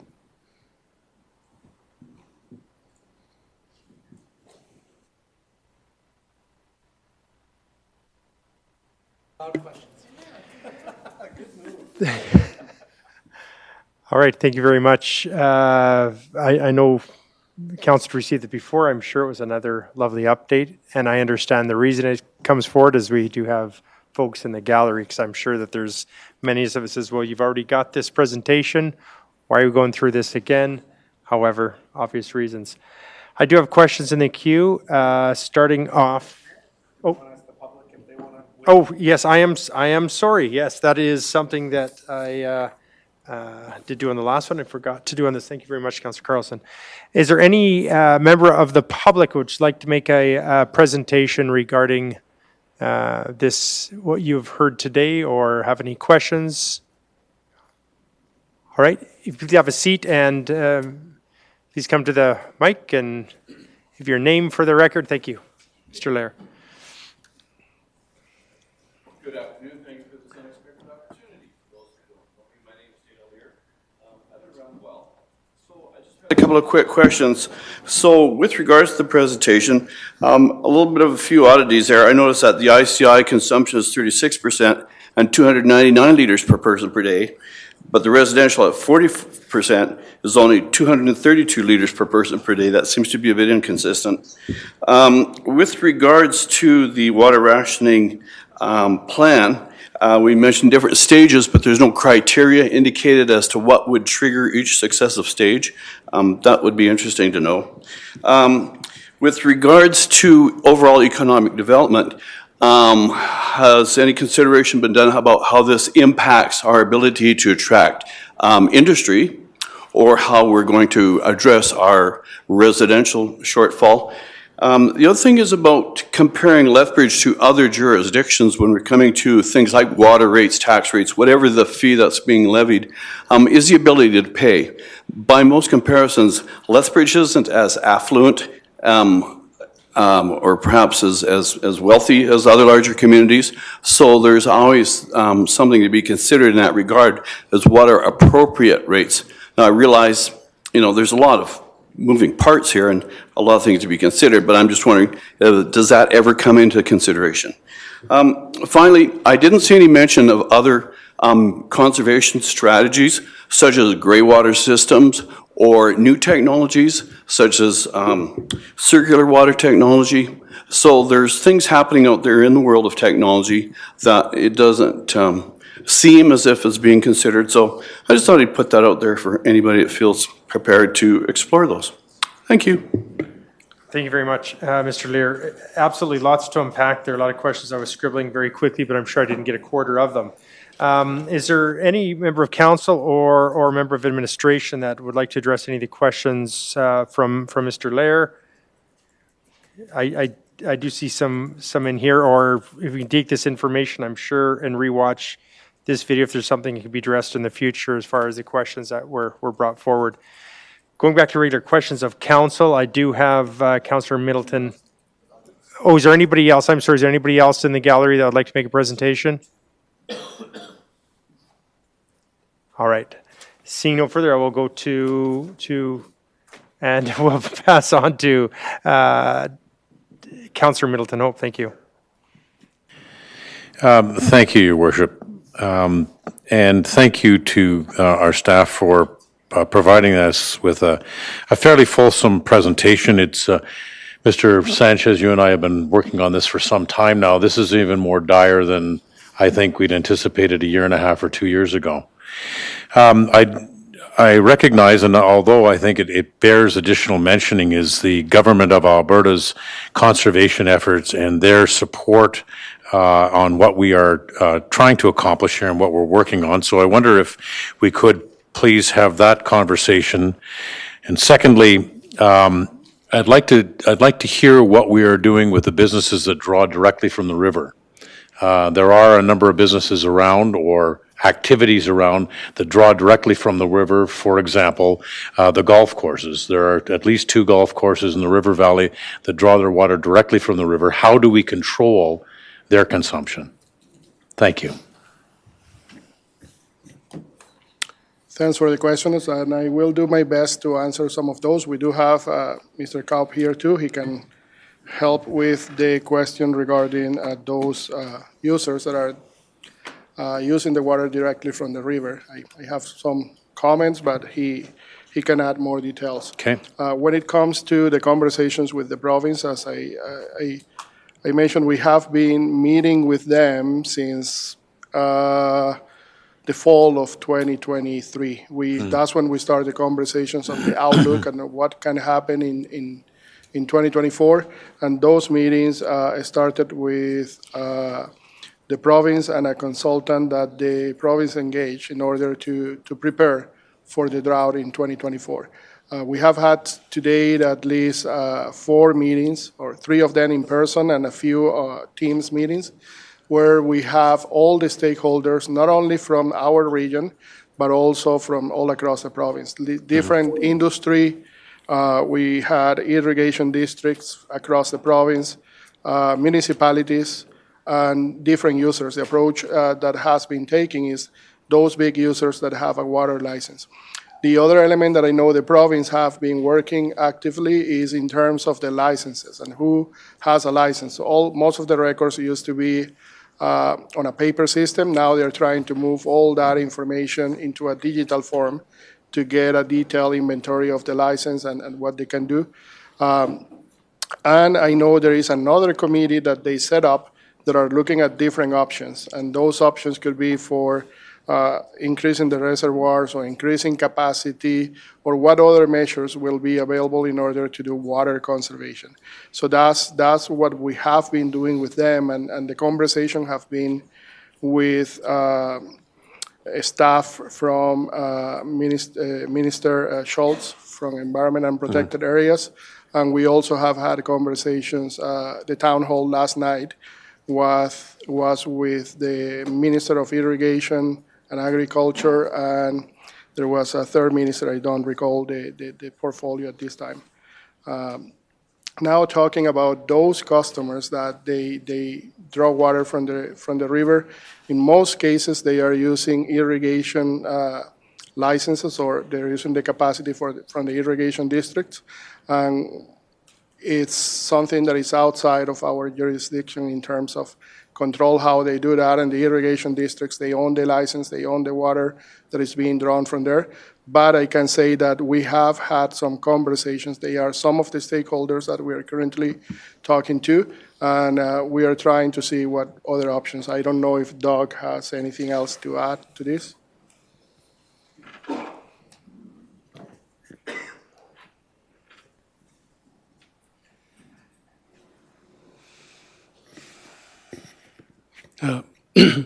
Your Worship, to Councillor Middleton Hope, just to clarify that this scenario you're describing where the water is being directly withdrawn from the river under with a license to withdraw, just like we have a license to remove water from the river, so would those golf courses or small irrigators along the river. And as Joel had mentioned, it's not within our jurisdiction to control or manage those withdrawals under those licenses. Those licenses are with the province. But in the context of the current situation and the water sharing agreements, the Alberta Environment and Protected Areas has committed on behalf of the larger license holders to communicate with those small licenses, and I guess they can't really impose, but they would be communicating the expectations of their reduced withdrawals in the context of the bigger picture. So there are the large license holders that would be a party to the water sharing agreements. There's dozens at most of the thousands of license holders in the region, and so there's many hundreds of those situations where the irrigation is happening, that is not going, not through a city license, not through an irrigation district, but a private license holder, and so there is a plan, a provincial plan to reach out to them and communicate the expectations.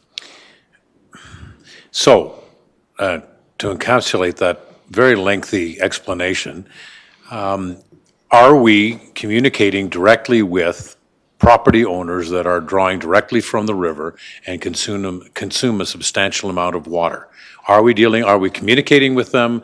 Yes, we may not have a hammer that we can use, but at the end of the day, are we having discussions with them to try and encourage them to reduce their consumption and develop other strategies? At this point, city staff is not. We're communicating with the large water users that we convey water directly to.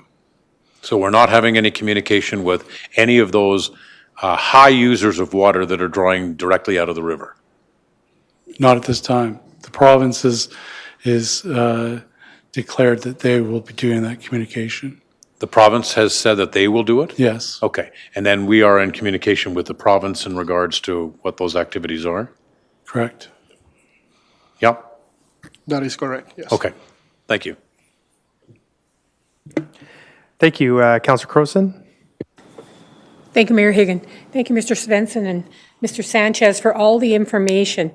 Let's start on a very macro level. Let's start with the philosophy behind this. When I talk to members of the public of what they would like to see in water conservation, they want everyone in it together, everyone impacted. They want the city to lead, and they also want to know that the city is following the rules. I don't see anything in here about city operations. How is this going to impact city operations? What are we going to do better and different? That is an excellent question. I'm known to have one once in a while. When we look at, in the presentation, we grouped the city with the ICI, no different to what we did with other strategies to reduce or that have a target. So the city of Lethbridge we're trying to walk the talk. And there have been already several meetings with internal departments in terms of how are we preparing for the summer, the rationing plan and different activities that are going to be happening on swimming pools, on parks, irrigation. So we will be doing this. We will be walking the talk, and the city will ensure that all the details that are being presented today are going to be accomplished by several departments. And thus, to date, I know Mr. Kaup and Mr. Svensson have met with Parks, Rec and Culture, Facility Services, and they even have gone as far as talking to the same departments in other municipalities. Because one of the main comments here and what we have been talking with the province and in the meetings that we had is that we need to ensure that we are all in this and we have the same message. So when we look at reducing water consumption or implementing water conservation, the idea is to have all those municipalities doing a similar approach or similar work. So going back to your question, absolutely, the city will be implementing all the steps, and we're going to actually try to monitor that separately and to show the results and encourage and share best practice with other ICI customers. Okay, thank you. The other thing, whenever we do something like this, I mean, I know why we're moving forward, everything like that, but there's often unintended consequences. I know you and I have talked about the boulevard trees and the tree canopy, and that this is putting a danger and a difficulty there. A lot, 70% of our residents may be at that 20 or lower, but I bet the other 30% don't realize they're above 20. And so they'll be reaching out. And will there be resources for them? Will there be support for them? As we know, this will have an economic impact on investors, and it will affect us. Will we still be competitive with this?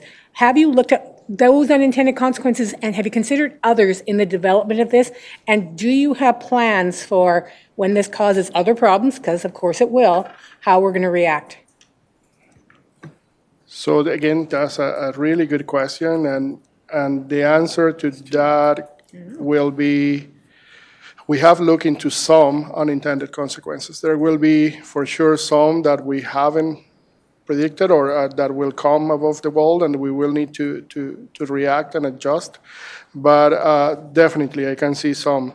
We can see for some people that, again, as you mentioned, they are not aware that they're using 50 cubic meters or 30. Not everybody else pays attention to their consumption. One of the easy changes that we could do is actually start including that information in the invoice to residents. It's currently available on the website, but people will need to go there and look at it. There might be an option, and I don't know if that's doable. I'm looking at Travis, he's giving me the look like, I don't know how much it's gonna cost and what we need to do. But that's the education and outreach portion that I know the communications team is working with the environment team in order to ensure that we spread that message. Another unintended consequences could be on the finance side. Yes, we want to promote water conservation, but that might have a financial impact on the planned revenue, which could put us in an odd position. So those are things that we're trying to adjust. While doing this, what I will say is that we are going to keep an eye and we're going to look into all those elements and do the changes as we need. And we're going to adjust as we need. When in terms of rain barrels or xeriscaping, there are a few things that could be quick wins. When it comes to boulevards and trees, that's where we have been working with the Parks Department because some of those assets, they have a cost and there is a value. Once we let it go, it's going to be hard to bring them back. And then those are the details that we really need to work and see how we balance the plan.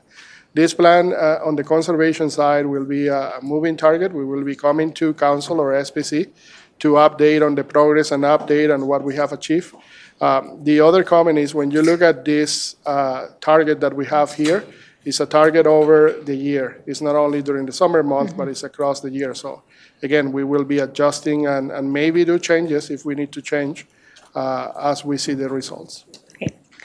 Mayor Higgin, I have a third question. May I beg the indulgence of my colleagues to ask it now? Absolutely, go ahead. Thank you. This is more a process question, and it's not so much a question, because I know the answer, but just make sure the public does.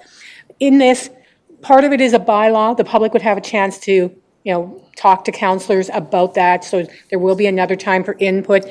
If this goes forward as recommended to the next council, members of the community could talk to council in that week and a half, 2 week period. So there is still more opportunity if the public is all of a sudden going, I didn't realize where you were heading, to still have some conversation. Again, that's a really good question, and actually that reminds me that we probably, I didn't talk too much about that process and how it's proposed.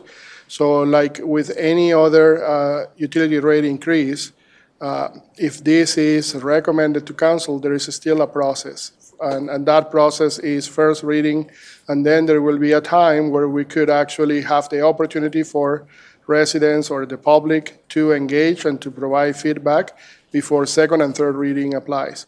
And even when looking at scaling rates, being honest, we need some time in order to make the changes into the bylaw, so I don't foresee this happening probably, I will say, until the fall of this year. By the time we create the bylaw, we do first reading, we do that engagement component, and we get feedback before council has an opportunity to do second and third reading. So that will be the earliest.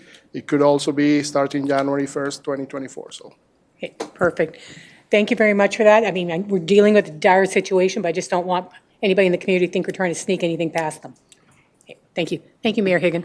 Thank you for those questions, Councillor Crowson. Next time we have Councillor Schmidt-Rembo. Thank you very much, Mayor Higgin, and I have so many questions.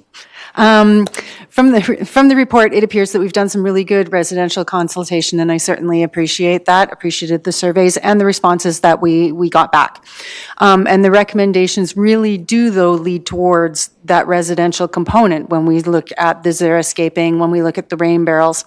So I want to talk about business or the ICI sector. So one way we sell Lethbridge as a key anchor to Canada's premier food corridor is that costs such as water, which is key to our food processing, is lower than other jurisdictions.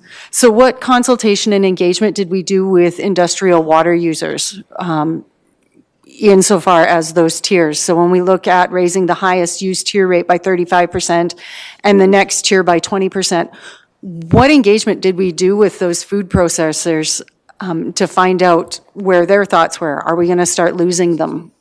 Where is that engagement at?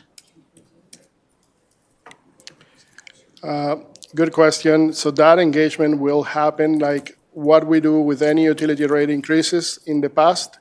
Once the bylaw receives first reading, that's when we start engagement with different ICI stakeholders. In the past, we used to have meetings with IASA, and that's the industry Association of Southern Alberta Industry, I believe that's the acronym. So we used to have workshops and meetings with them to discuss the rates and how those rates were going to be proposed. The same happens on the residential side, so there will be some communication and engagement in terms of getting feedback for that. When we look at the water rate for the industrial and the tiers, they do have a tier today. The tier is lower than what is being presented, especially for that 0.25%. So that's, I believe, is a handful of customers that we have that will feed on that last category. The increase there is most likely related to the whole process in terms of water conservation, but we will be working with them, no doubt. Even with that increase, our water rates will still be on the commercial side for high users, one of the lowest, if not the lowest, in the province. Okay. Just to follow up on that, have we considered the impacts this will have on business expansion and attraction to our city? And are we being strategic in what we're doing with changing the water rates? So for larger users, this could have an impact, and we have reviewed some elements. To be honest, we haven't looked at every single case or scenario. But definitely, again, going back to what I mentioned a few minutes ago, even with the increase, our water rates for large users will still be the lowest across the province by a good margin. Not to mention, we can always look at the plan and the rates and ensure that whatever we're doing can be changed in the future depending on different options or different processes that will be available for us. Okay, so at this time, we haven't really looked at what the broader economic development concerns are on making this change. That's correct. Okay, I'll jump out. I've got some other questions, but I'll jump back in. All right. Councillor Palladino. Thank you, Mr. Mayor. And yeah, I have two quick questions. One to Mr. Svensson or Mr. Sanchez. I know what a swimming pool is and I know what a hot tub is, but I don't know what a rented fire hydrant is. And how, yeah, where can I get one?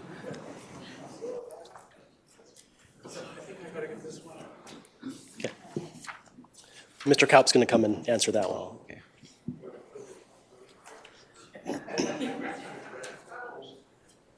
I guess. This is super technical. I'm going to take my plug out here. So for construction water, the city of Lethbridge will rent a hydrant for filling water trucks for dust control or other, compaction requirements. And so, yeah, road building, filling private sweet streeper, whatever. So there's a daily charge and a volume charge. Every time we rent a hydrant, it comes with a meter and backflow preventer in a kit. So if our people can just driving by, see someone pulling water from a hydrant, they'll look for the City of Lethbridge box that makes it official. Otherwise, it's theft. And so the price, that cost for water shows up in the bylaw as part of the rates. So you won't be using them anymore on a stage 4? On stage 4, no one will be able to pull water from a hydrant. Okay, thanks. My second question, if I may, Mr. Mayor, and I'm not sure if Bonnie can answer this, but it's a process question, and it's to a gentleman that spoke up there, so you can have a seat. But Mr. Lear made several points and some interesting questions. And in the interest of time, I guess, would he have the opportunity to submit his questions in writing? Because I think he asked rapid fire 4 quick questions and didn't get any answers. So I'm just wondering if there's an opportunity to address his questions in writing or submit his questions. We can accept his presentation in writing or his questions in writing. Okay. All right, thanks. Thank you, Mr. Mayor. Thank you, Councillor Carlson. Thank you, Mr. Mayor, and thank you, Councillor Palladino. I had no idea what a rented hydrant was either, and you've taken that one off. Also, to Mr. Lears, I think many of the answers to Mr. Lears' questions have already been answered through Councillor Croson and Councillor Schmidt-Rempel's questions around the economic impacts. The one that wasn't, sorry, the two that weren't, I believe one was about why isn't gray water being discussed. I think this is an immediate plan, and gray water systems would be a long-term plan, but I think it's probably on our radar for long-term. The other one was there's no triggers listed.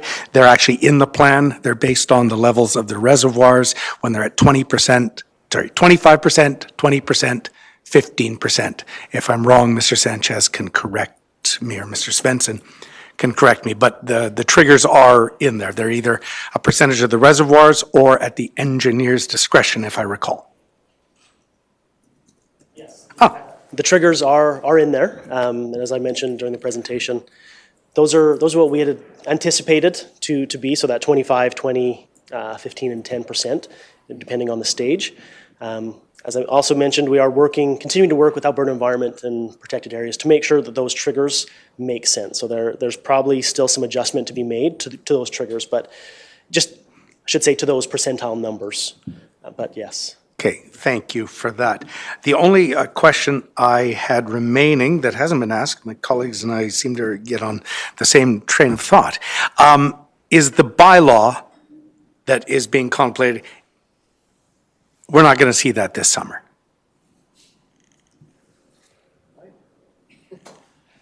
Correct. Correct. So similar to what Mr. Sanchez said, any amendment to the bylaw would end up going into practice. And that's or just going into place. And that is only on the scaling of the water rates, correct? But the rest of this plan can be enacted, because I don't think we're under any illusions that we don't need the rest of this plan yesterday. So I'm hoping that the rest of this plan is going into practice, but the economic side of things, which probably is the most dicey for folks, is down the road, correct? So you're 100% correct. The water conservation plan and strategy, and also the water rationing action plan, we would like that to be in place as soon as possible. Because we are going to need some of those elements based on work that we have been doing with the province. And probably there could be ask from the province also to move from whatever level they're right now to a higher level that will require to trigger phase one or phase two, stage 1 or 2 of that plan. When you look at now the bylaw and the economic and all the other changes, what we are asking today is to direct administration to start working on that phase in order to come back later. Most likely this will be, as I mentioned before, at least July. That will be the sooner that we can bring some information for first reading, but it could be September, and it could be implemented in January 2024. So we're just asking for the direction to start working in that direction, and come back to a future meeting in order to present the options on how that is going to look like. Okay, so thank you for that, because I just wanted to get the clarity on that for any of the community that is listening, is that a lot of the plan is around the triggers and the voluntary measures, and then the rationing measures, which can be in place sooner rather than later. But the economic incentives will probably more likely take place next year, correct? That's correct. Thank you.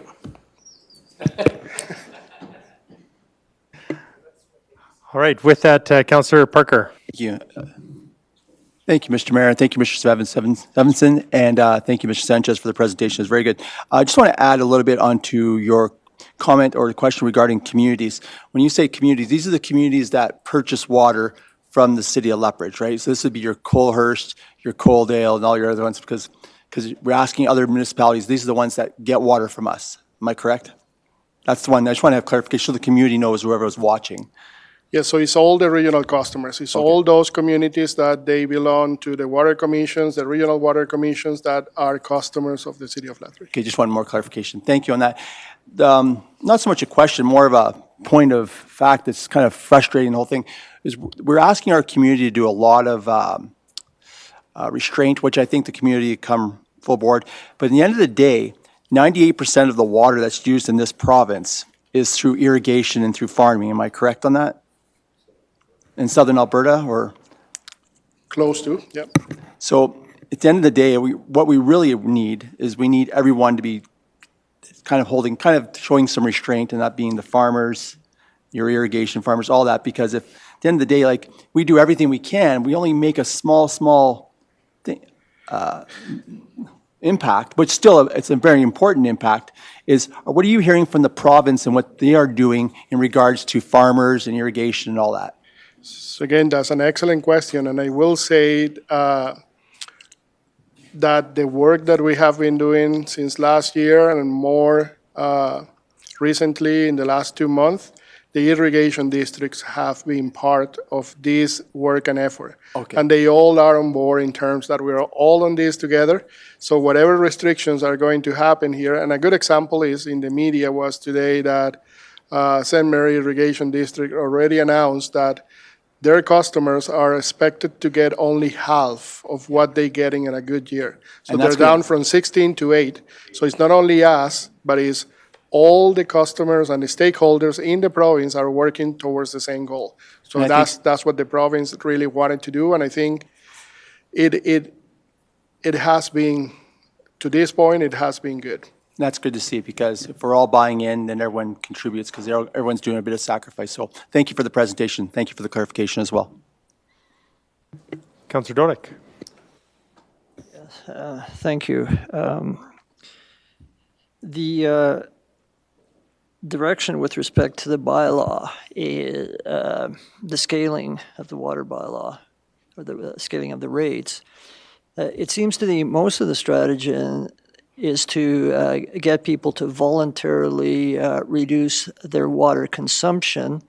So would it not make more sense to simply do the directions that today, or recommend to council today, to see whether voluntary reduction will take place before even considering or speaking to the bylaw? And the reason I ask that is there was some reference to unintended consequences, industrial uses, and things of that nature. If, in fact, we get a buy-in from both ICUs and the residential to such a point, because we're asking them to do it voluntarily rather than putting a hammer to their head, that, in fact, such a bylaw might not even be necessary. So would it not make sense to just put the bylaw, even the direction of a bylaw at this point, on hold to get at least perhaps a year's information as to whether or not the consumption has reduced to such a level that you did not require to have the hammer of increasing rates to sort of enforce what you want people to do voluntarily? It's a good question, and the answer is yes, it could be done. It could be that we implement the water rationing plan and we do other measures at this point, and we can always do the economic incentives at a later day after we have more information. One of the main reasons why we're bringing all this together is multiple factors. One of those is we know we have been seeing drought conditions more frequent, and this year is an example. Maybe next year will be the same. So we really, one of the effective tools to change behaviors is the economic incentives. That's where we see that. So that's the only reason. But I don't disagree that if we want, we can always bring those details and we can decide that we implement this in year 2 or whenever is needed. That council will have that the ability to decide when we implement those. Okay, so my second question is to the city solicitor. we have this fiction. We talk about public consultation and public input, and I say it's a fiction because we have 106,000 people living here, and we do some pop-up events, or we have an open house in City Hall, and nobody shows up. And then there was some discussion, well, even if we were to pass first reading, members of the public could talk to us about it, assuming they read the extensive material, listened to the extensive presentation. But my question is, this is, if the bylaw were to be passed, this is not the sort of bylaw that requires a public hearing, or does it?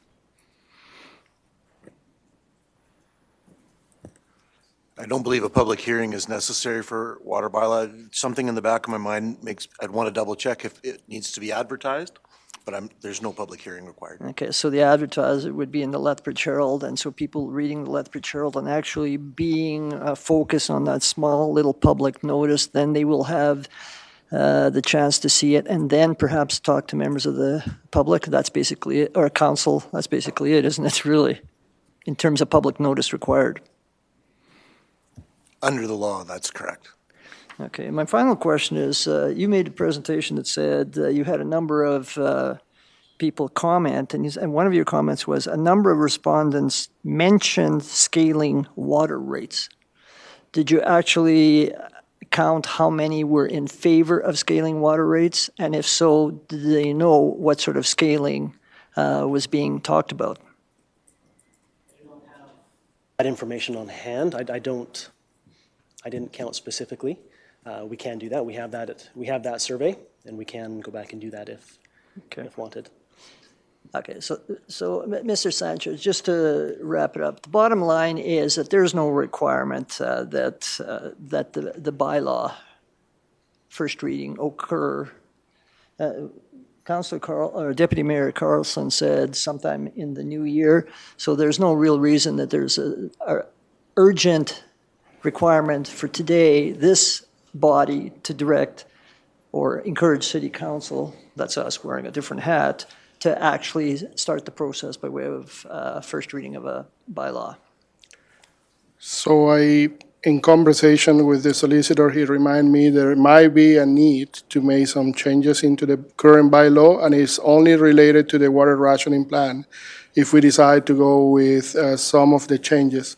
Some of those fines and elements are currently in the bylaw. So if we want, I don't believe we have ICI fines in the bylaw. So if we want to implement those, that change will need to happen sooner than later. It will be only on that section. But if we decide to postpone the scaling rates or any other economic incentives to a later date.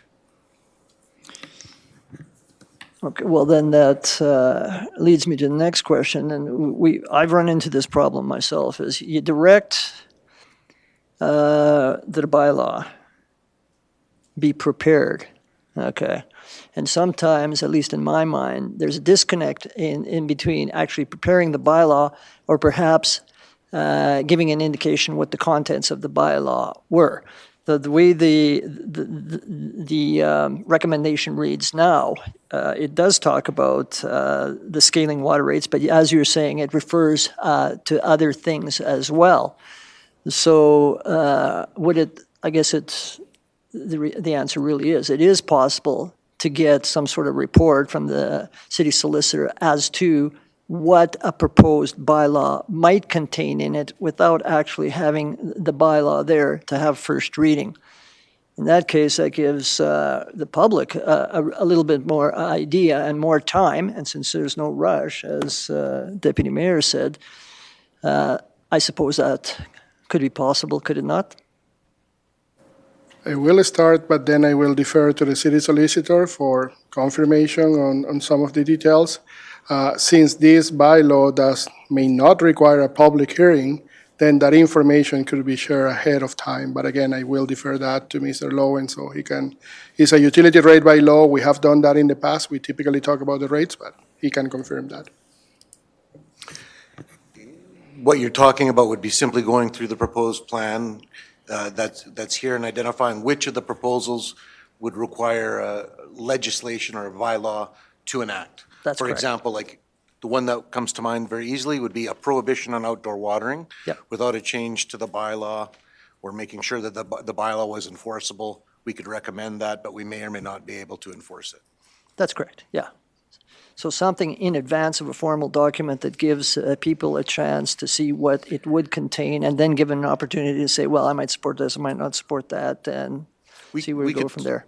Could certainly work with infrastructure services to prepare a list of proposed changes without drafting a formal amending bylaw and come to a committee and have as much engagement as council or the committee desires on that. Thank you. Councillor Schmidt-Rempel. Thank you very much, Mr. Mayor. So regarding the updated water rationing plan, what enforcement can we expect to see on that? And what would the cost of that enforcement be?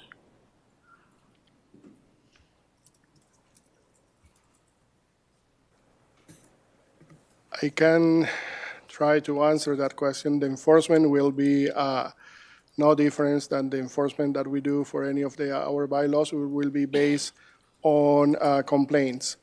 In order to enforce this and have people dedicated to go out and actually be vigilant and try to look at different details, is going to cost too much, and we don't have the resources today. So it will be basically based on complaints and based every time we get information about somebody contravening the bylaw, then there will be a staff that will be in charge of going and investigate that and enforce.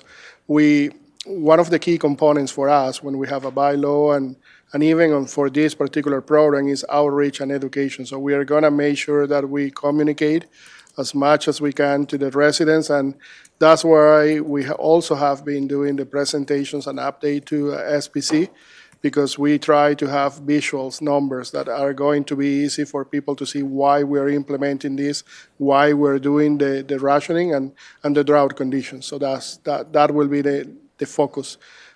Other than we really enforce and we go to the bylaw when we get a complaint and we need to act on it. Okay, so this will be self-policing and based on calls coming in then? That's correct. Okay. Just leading into that, where is the discussion around pesticide use and education on what's going into our storm drains in regards to this? We know that we pull less water out of the river than a lot of our regional partners, particularly our agricultural partners. So because while we're speaking to water conservation, what we're putting back into the river to ensure overall water quality downstream, that's just as equally as important. So where is the discussion around that at? I will start, and I don't know if Mark has anything else to add. I know we have a team in the Parks Department that is working on that end with the Water Department, but I don't have that information on the top of my head right now. I don't know if Mark has anything else, or Mr. Cow.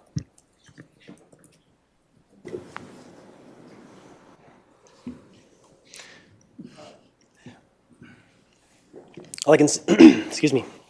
I can say that, yeah, we are having internal discussions with the different departments with respect to the water conservation in general, but with the water department as well on how conserving water throughout the city may impact the water treatment plant and what goes back into the river.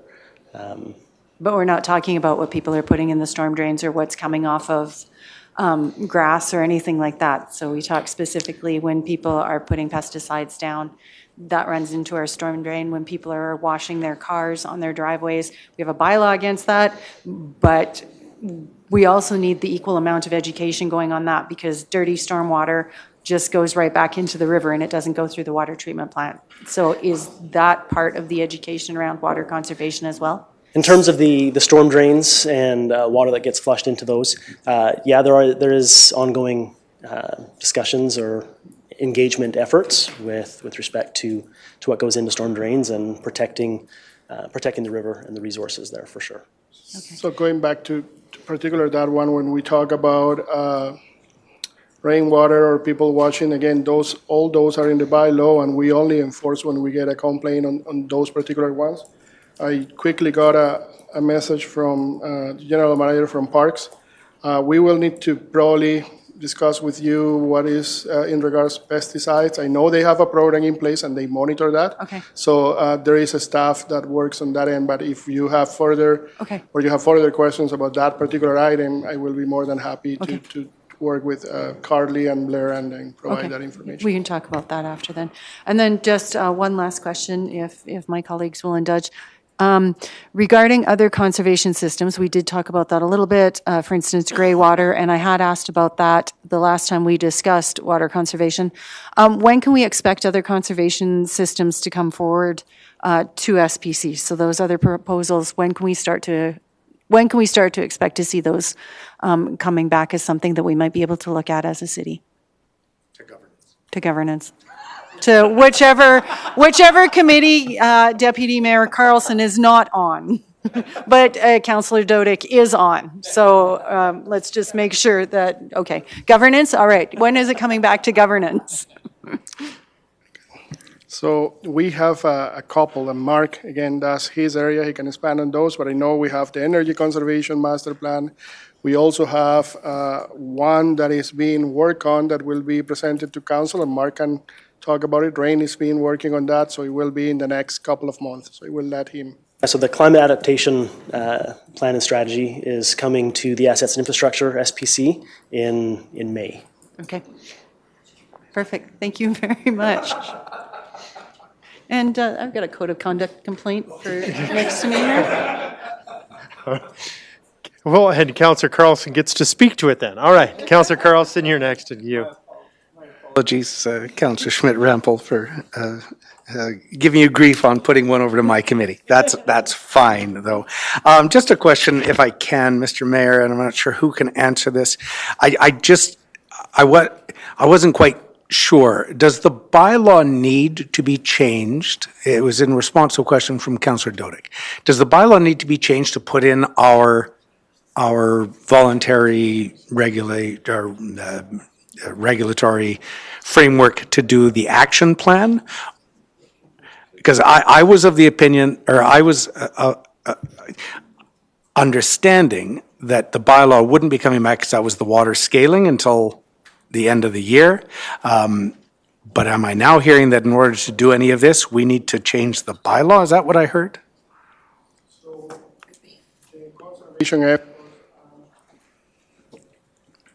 Repeat again. So the conservation efforts and the plan could be implemented. The problem will be, like the solicitor mentioned before, and he can also again expand on that, that for the fines, that which is what I believe is mostly in the bylaw that will be related to this, we won't be able to enforce those because we don't have the bylaw ready. So those changes, in order to add the fines for the ICI, they need to happen before we can enforce.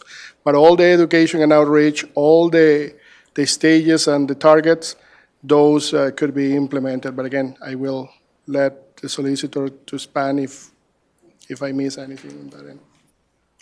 I can't answer with any more precision. When reviewing this report, and you'll see in recommendation number 2, we simply recognize that a number of the initiatives under the regulatory piece of the action plan may need bylaw changes, and that's why we're asking for the direction to consider that and return with what those changes might be. Okay, but then what I heard was the earliest that we could even get first reading is maybe July or September. So that means this plan will be moot this year. Is that what I'm hearing? I think there's many things in the action plan that are not required, but not everything in the action plan can be accomplished without a bylaw. Okay, thank you. So we will be able to do many things, but not all things, and we'll discover along the way what things we can't do without a bylaw change. So if I can expand on that, looking at the stages for each one of those, in the bylaw is mostly what will be the fines associated with the bylaw. So all the stages could be implemented as we speak if the plan is approved today. What we will have some trouble is when it comes to the ICI, the residentials that are fines today. We're proposing as part of the plan that the fines will be increasing or added to the ICI, but for the residential that are fines, The number might not be the same, but we should be able to enforce those as they exist today in the current bylaw. Okay, so we do have the ability to enforce the things like washing vehicles, watering on days or different hours. We do have that ability today for residential. It's the ICI that is the tricky one. That's correct. Okay. Is there a reason that we've never had any ability to fine our ICI sector for breaking the rules? I was looking for Mr. Cobb. He has more history than me on this. All right, it was more of just a. I think it was back in the day, the focus was on the residential side since the ICI is more difficult to control. But as I mentioned, things have been changing and other communities are also now including all the customers in order to have a consistent approach. Okay, thank you. Councillor Croson. Thank you, Mayor Higgin. I'm not sure who can answer this, but I just want to confirm, St. Mary River Irrigation District has put in a limit on the inches that their farmers are getting. I believe it's 8 inches.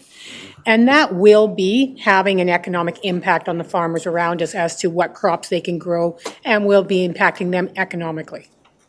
And so when we were developing the water conservation plan, knowing that our neighbors are going to be impacted economically, the idea was to also have an economic impact on the residents of Lethbridge as a way of also encouraging better use of water. Is that an understanding of the philosophy behind this? Yes. The conversations that we've had with the province and other large license holders as part of these works are that if everyone gives some, everybody gets enough.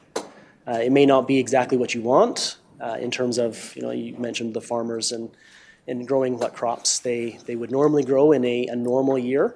But if it's important that everybody sees that everybody else is doing something as well. It's not just one group or the other. And the psychology of human behavior is sometimes you don't change unless it costs you money? That does have an impact. Yes. Okay, thank you very much. All right. I see no further questions in the queue, so thank you again for the presentation and for the questions from council. I do have a resolution here from Councillor Croson. Water Conservation Plan and Strategy. Be it resolved that the Economic Standing Policy Committee recommends City Council approve the Water Conservation Plan and Strategy as provided in Attachment 1, including the targets and updated water rationing action plan.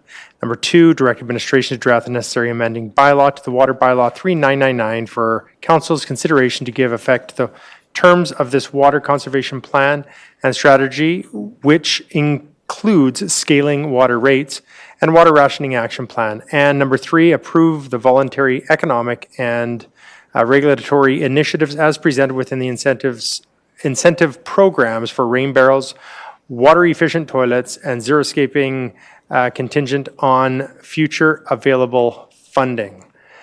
I do have a question if I could ask. I'm sorry, as I'm reading through some of this, it did pop up and hope Chair will let me entertain this question. To Mr. Sanchez, I received an email. It was actually quite. I started to go down a little bit of a rabbit hole here with some water conservation, and it's not as much within Lethbridge, and I don't know if your colleagues have expressed this to you or not from county, but I was just wanted to bring this up.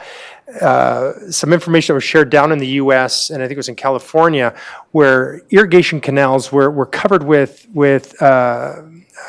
solar farms, which was just absolutely brilliant. And I'm just wondering, I know that we don't have them within city limits. Is that something that's been brought up? Because I know we do provide water to other areas that may have the ability to use these. Has there been any conversation around that? Because with our wind, et cetera, here, I could only see how much, or imagine how much water evaporates, and it's land that is obviously, we've heard concerns of using regular farm land for these solar panels, but to actually cover here to help with some of the evaporation from the canals. Has there been any conversation with that? Because I found it quite fascinating. Not from our end. maybe at the irrigations. I have heard the same comment, and there have been some research talking about the possibility to do that, but we haven't been involved with any of our customers. Okay. It will be something that we can ask to the irrigation districts that we usually have conversations with them and see what are they doing or what are they. Yeah, if you wouldn't mind, just in conversation, I know it doesn't it could directly impact us, but it's not within our community. We have these canals that, but I think it's quite fascinating. Sorry, Councillor Crowson, to open debate on that. Oh, yes, question over here, yes. Councillor Dodick. I have a proposed amendment to paragraph 2. And it would be, after the word "the," it would be the words "potential contents of an amending bylaw." All right. And then after the words "council's consideration needed to give effect." Okay, needed. You can take out. Okay, so the purpose of that is, rather than having the city solicitor prepare a bylaw itself, to prepare what the bylaw would have to contain it to give effect to the water conservation plan, the action plans that are beyond the scaling water rates as well as the scaling water rates. And the reason for this is because this is a chance for the public to get a better idea of what a bylaw would contain, particularly in a case where you have a bylaw that does not require a public hearing. So I'm proposing it as a friendly. It may or may not be considered as such. I leave that up to the mover.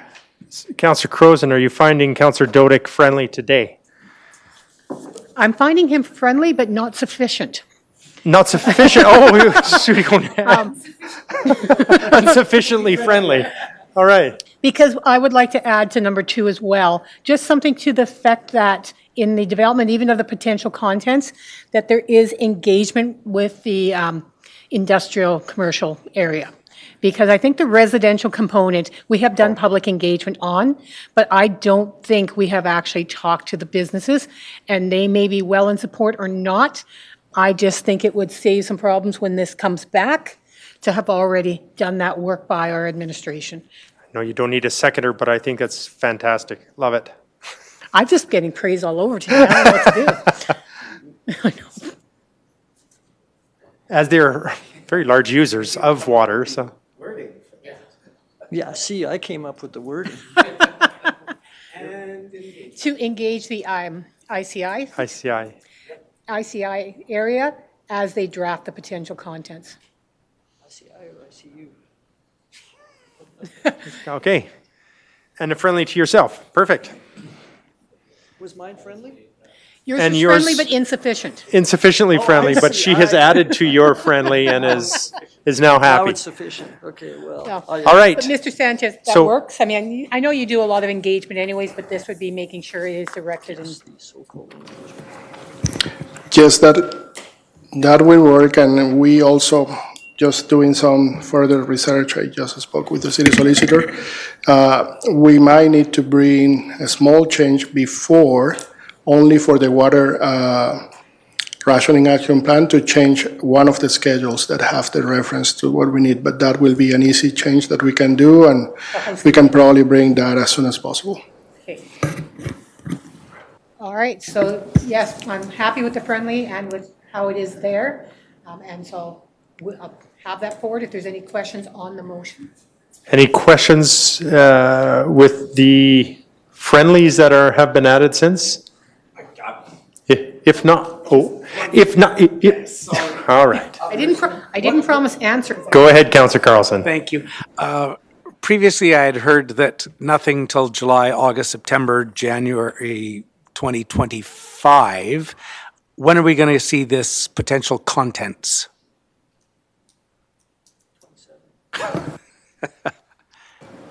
I'm hoping that can be like by May. So what it relates to the water conservation plan and the rationing plan, we will do that change as soon as possible. When it comes to the scaling rates and the economics and all the other changes, we'll most likely, I will propose that will be probably for the fall, where we can bring those changes So the to scaling allow us stuff time. is still pushed off, but you'll bring anything that needs to be in place for this summer immediately. We will try to do that as soon as possible, and if it's doable, yes, by May. All right, with that, no further questions. Open debate or end debate? Well, I realize people are going to be wondering why we're pushing something back that far, but if we don't do it voluntarily, of course, then we go to the water rationing plan. So it's to all of our benefit for the water conservation plan to be, the public to buy into it as much as possible, because otherwise it just makes a dire situation even worse. So I understand why we might not want to wait on some of those. Thank you very much for the work on this water conservation plan. It is certainly not something we wish to have, but it is absolutely vital. It does get everyone, including the city residents and all of our industrial and commercial businesses involved as well.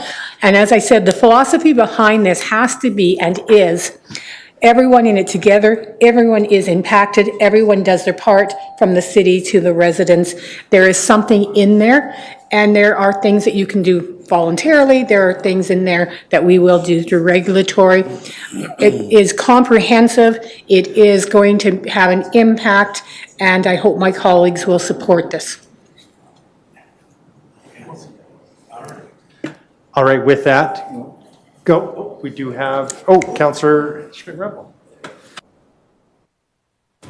I was just Thank you very much, and I appreciate the changes to this, because otherwise I would not have been able to support this moving forward. I recognize the residential consultation we did and support those initiatives. Those are fantastic, but I did have some real concerns around a lack of consultation with our ICI groups.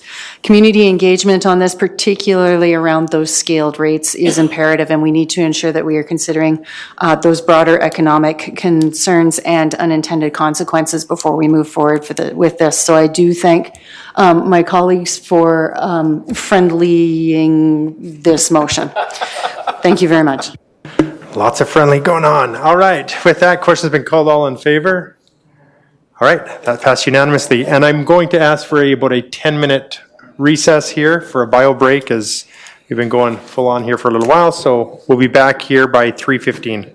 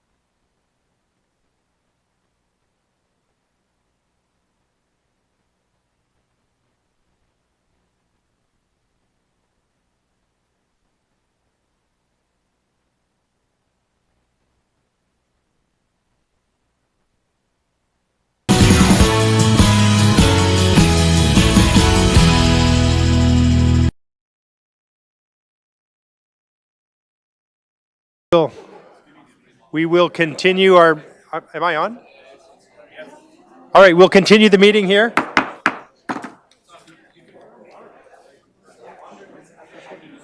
Next presentation is from Ms. Crane, CEO of Tourism Lethbridge, regarding the Tourism Lethbridge Spring Update. The floor is yours, Ms. Crane.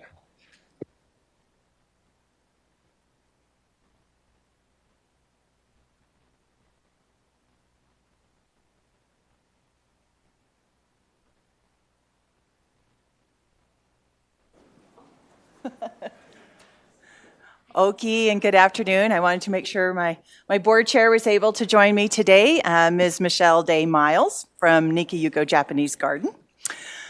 Thank you all for the opportunity to be here. As we committed to you, Tourism Lethbridge is going to do 2 presentations every year. One to share with you the end of the year stats. That's what we're going to do today. And then we always do one around the beginning of the fall where we can do that 6-month check-in to make sure that we're on track. So Stephanie, if you want to go to the next slide. We are doing things a little bit different today. I did share with you this QR code and link to our website where our end of year stats, everything is there. We had our agenda, our minutes from the AGM, our financial statements are on there, but more importantly, we have on there our action plan.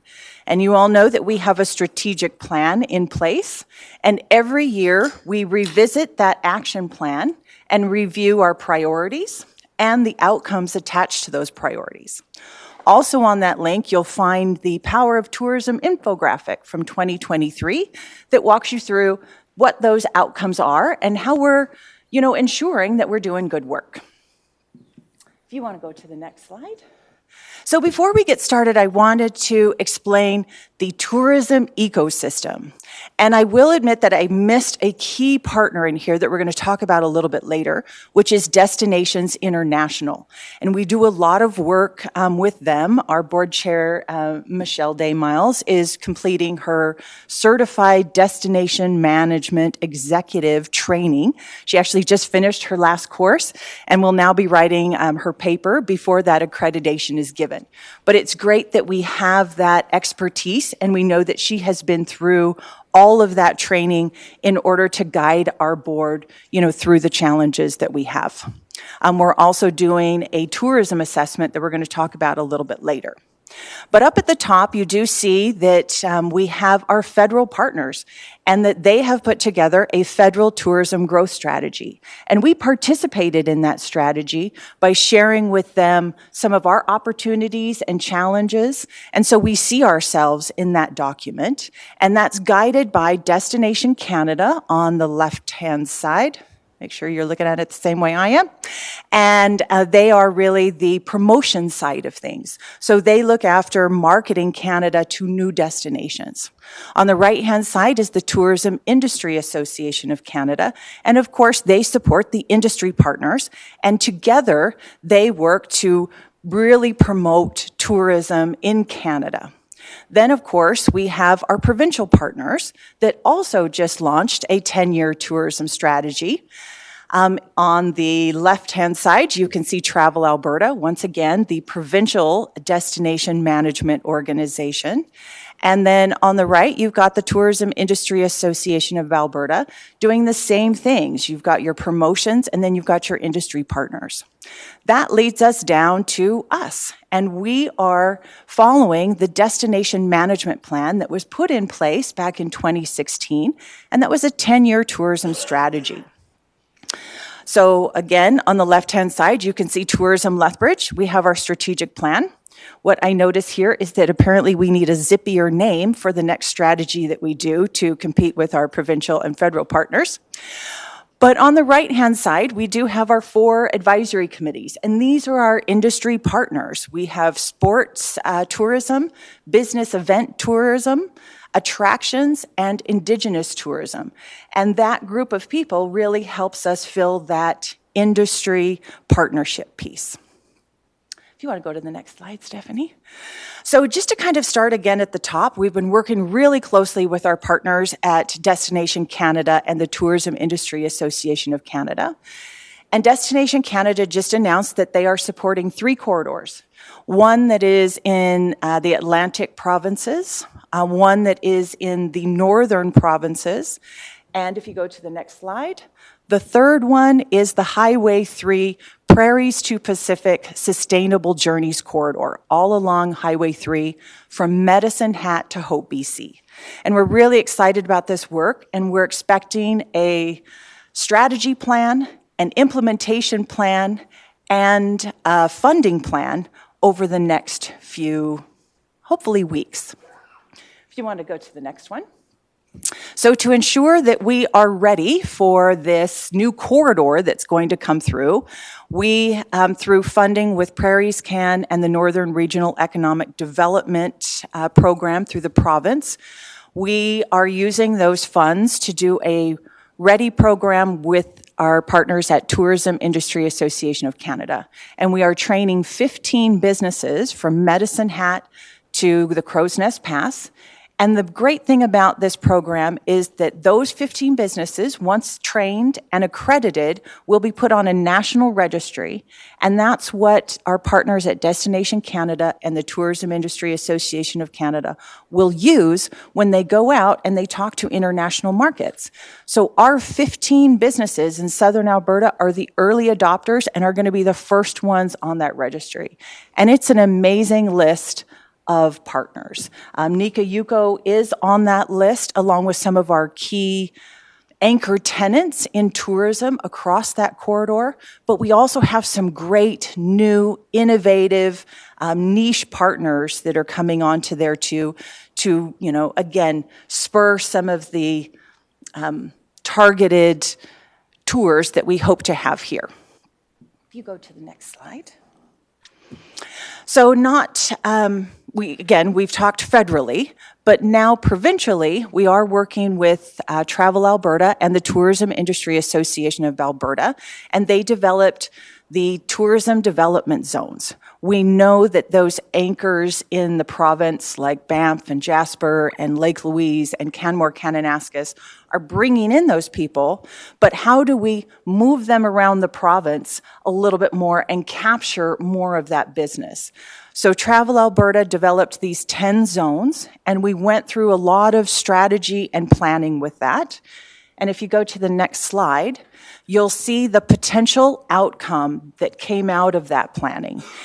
You'll see on there that that's almost or more than 3,600 potential jobs in the next 10 years and over 500 million in potential income coming into the province because of some of these projects. Now, the nice thing with this is that within that list of 10, we know that the corridor from Lethbridge to Medicine Hat, and again, that corridor of the South Canadian Rockies, puts us high on that list. And we know that our potential here is great. And now we know that our partners provincially also recognize that our potential is great. If you go to the next slide, Stephanie. They are coming down to do a tourism town hall on April 23rd. We were not able to pick that date, so apologies that it is the same date as one of your council meetings. We will try and coordinate this a little better in the future to make sure that we can engage you when we do these sessions.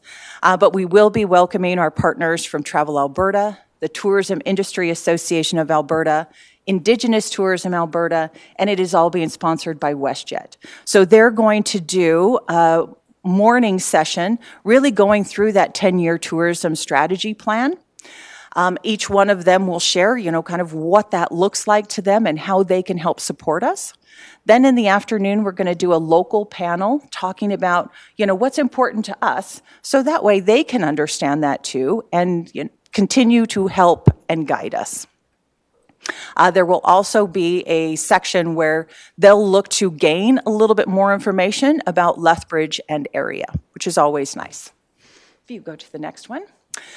So I know that hopefully there was a brief that was distributed about our Destination Next Tourism Assessment Survey. This gives you a little bit more information, but just to expand on this, This is through our partners at Destinations International, and they have done this work in over 375 communities around the world.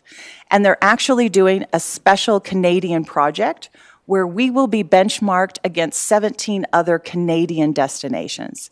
And the great thing about this is that a lot of those destinations are not the large cities that we often see participating in here. Some of the ones on the survey are places like Kingston and Windsor that we often compete with for a lot of this business. So this will hopefully give us some really great information about not only what we need to do locally, but how we need to ensure that we are competing as best we can with some of those other destinations.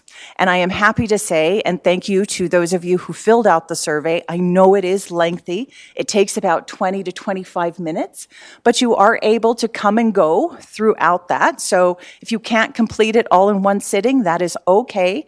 The system will send you a reminder every Monday to say, hey, please fill this out.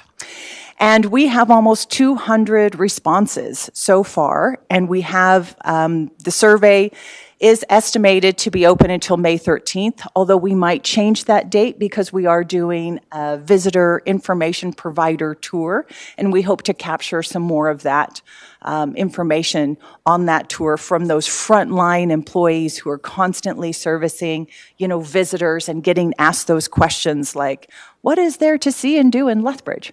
We want to make sure that we're arming them with the best information that we can. Next slide. So kind of going back to the Tourism Industry Association of Canada's READY program, the other thing with getting those 15 tour operators on that national registry will do is that it opens up the door to Rendezvous Canada, which is Canada's largest travel trade program. It's being held in Edmonton this year. And Stephanie, if you go to the next slide, we did have the opportunity to work with our regional partners, and we have put together a Crown of the Continent to the Canadian Badlands pre-familiarization tour. That's what FAM stands for, is familiarization. And we are welcoming 20 tour operators that represent 7 different countries to come and tour our region. And the benefit of this is that each one of those can represent, over 20 different tours coming in with anywhere from 20 to 40 people each. And we know that not all travelers are created equal. You've heard me talk about this before, that international travelers are the highest spenders when they come into a destination. So we see much more economic impact when they do come in. Next slide. We will also be attending the Taste of Place conference in Montreal at the end of May. I have been asked to speak at that conference because if you'll remember, this was the organization that sponsored the Culinary Tourism Award, which we were the winners of at the Canadian Tourism Awards event through the Tourism Industry Association of Canada. So I'm happy to be there to talk about Lethbridge and our agri-food tourism strategy that we've been working on for the last year. Next slide. But don't worry, not everything we do is kind of beyond our Alberta borders. We also partner up with Terroir, which is another Taste of Place conference, but held locally here in Calgary. It will also be held at the end of May, so we're strategizing, how we can be at everything. Unfortunately, we can't, but we try. And then there will be another one also in November. Next slide. So just to kind of wrap this all up into a nice little bow for you, we do have some strategic alignment on here. And this is really what we do is, again, looking at that first one about destination development. I always talk about tourism being economic development and economic development being tourism. And this is what it's all about. We do a lot of work with business retention and expansion and investment attraction. I was at Economic Developers Alberta yesterday, sitting on a panel regarding the film and visitor economy. And this is what we talked about, is the importance of investment attraction, the importance of the importance of dispersion and moving people around the province, and collaboration and how we all come together and make things happen. I've already talked about READY and Rendezvous Canada, otherwise known as RVC. And this is long-term planning to really build that foundation so that not only are we working on capturing sport and business events, which is, a few points down, but also that those international travelers that are so important to our economic growth. The tourism town halls continue that collaboration, and I think this is something that our team has done really well about building out our tourism ecosystem. It's because this is what it takes, getting to know those partners, aligning ourselves with those partners, and making sure that we have that connectivity and that we're doing that work and delivering what a destination management organization should. Again, I've already touched on sport and business development. You'll notice in the Power of Tourism infographic, we saw some drops from 2022 to 2023. And you'll notice that a lot of that is because we didn't have any of those big citywide events. Remember that in 2022, we had the Tim Hortons Brier, we had the Alberta Treaty Hockey Provincials, and those big events, they really help boost us up and over those economic impact targets. And without them, we have to do a lot of extra work in order to bring in that leisure market. And then, of course, the product development piece. This was a big part of our spending in 2023. We worked with multiple providers to do more agri-food tours.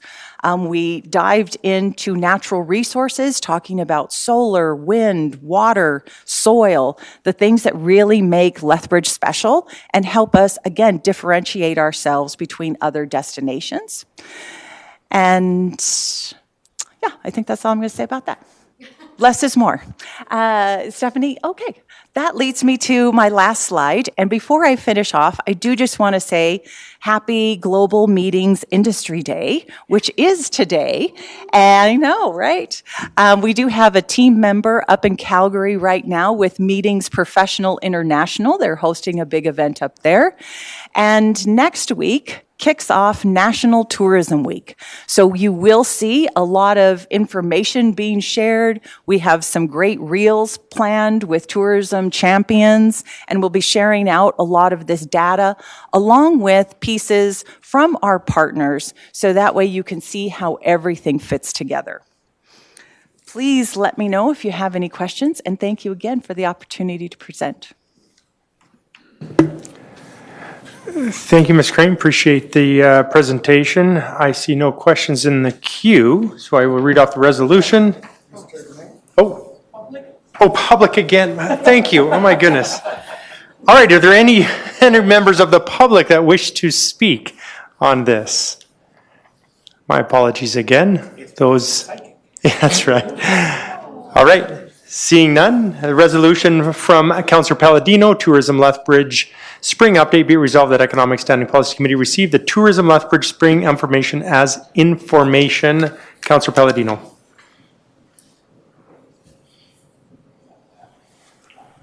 There you go. Thank you, Mr. Mayor, and thank you for your presentation, Ms. Crane. It's not working there. Oh, yeah, there it is.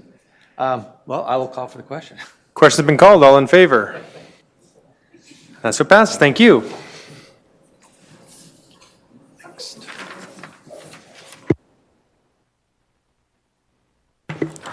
Next, I have a resolution from Councillor Parker. Well, I guess first it's a present. Someone said it. I thought I took a break and got this all. Go right to the resolution, is that right? All right, you do have a presentation from Mr. Croyle, Land Development Manager, regarding industrial municipal tax incentive, the CC64 application review. Thank you, Mr. Croyle. Question, no, I'm just kidding. Question, the floor is yours, Mr. Croyle, thank you. Thank you, Mr. Mayor, and good afternoon to you and Council, or SPC. Not sure if I'm on yet here. Yes? Okay, thank you. I might be just a little bit a little bit longer than no presentation, but I don't have a formal slide deck. I did want to highlight just very quickly. You can see on the screen here we have the effective date of this particular policy being October 19th, 2020, and the next revision date being October 19th of this year. That just so happens to roughly align or almost align with the OBM that was passed recently regarding a review of all development-based incentives.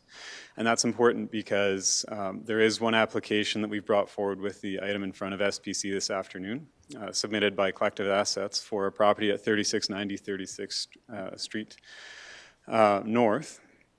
That particular application is the one and only that's made it to this point with CC 64. And that's important for two reasons. Number one, it did meet all of the requirements that are in place as per the current policy. And therefore, the recommendation from administration would be to approve that. And number two, there's a secondary recommendation that no further applications to this policy be entertained, effectively pausing new applications to the policy until it can be included as a part of that OBM work that's going to come back to council in Q3 of this year. And that's for a couple of reasons. Number one, there's a little bit of clarity that could be introduced into this particular version of this policy, that we could take the time between now and when other policies in this policy would come back. And number two, there may be a need to have a broader look at this and understand from industry feedback and others if there's other aspects of this that may need to change into a completely different policy, if this is something that would be recommended to be continued into the future and things like that. So with that, I'll conclude my, my brief verbal presentation and take any questions that SPC has. Thank you, Mr. Coyle. Appreciate that presentation. And I do not see any I do see questions in the queue. Councillor Carlson. Thank you, Mr. Mayor. Thank you, Mr. Crowe, for this. Just a quick question. Is the review purely administrative? This is, I believe, a council policy? Through the chair to Councillor Carlson, that's correct. So the review that I'm referring to is that this would be, and it already effectively was, a part of the OBM that was passed, I believe, late last year. Yep. And I might leave the rest of the response to that to Mr. Matthews, just to round out that response. Thank you, Mr. Carl. To Councillor Carlson, so it is a council policy. So we're reviewing it, all the policies that are part of the incentive component, which is our TRIP incentive policy.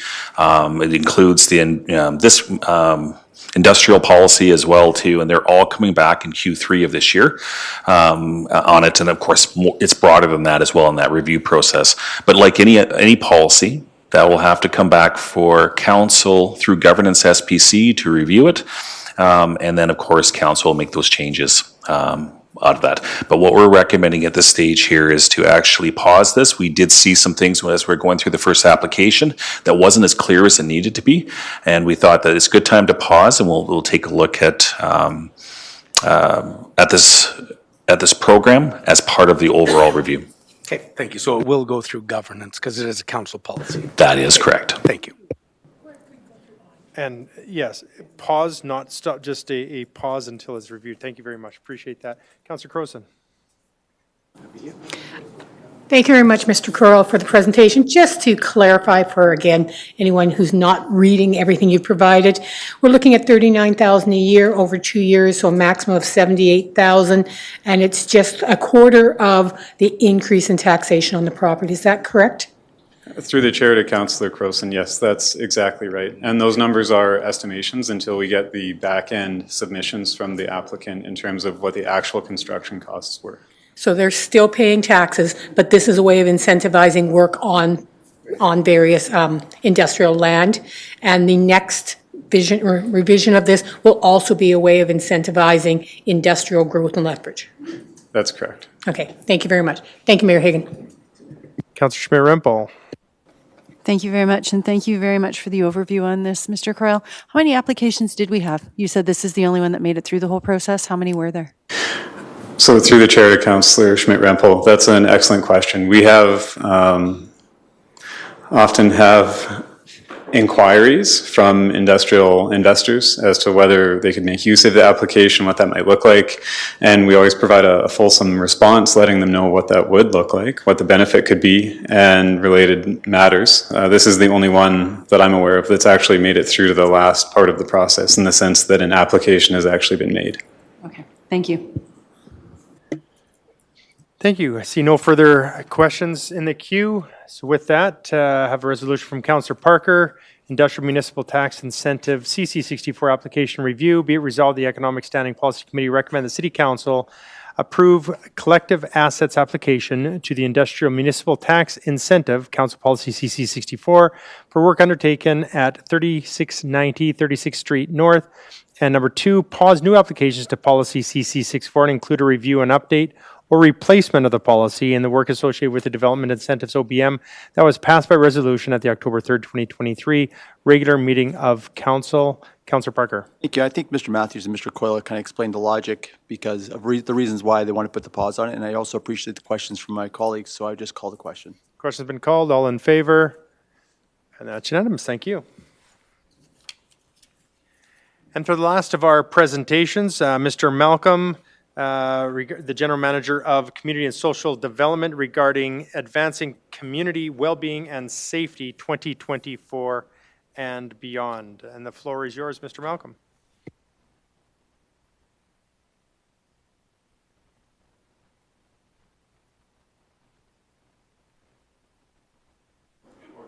I am going to try. I was just going to say, did you started and ended right away, and I was, wow.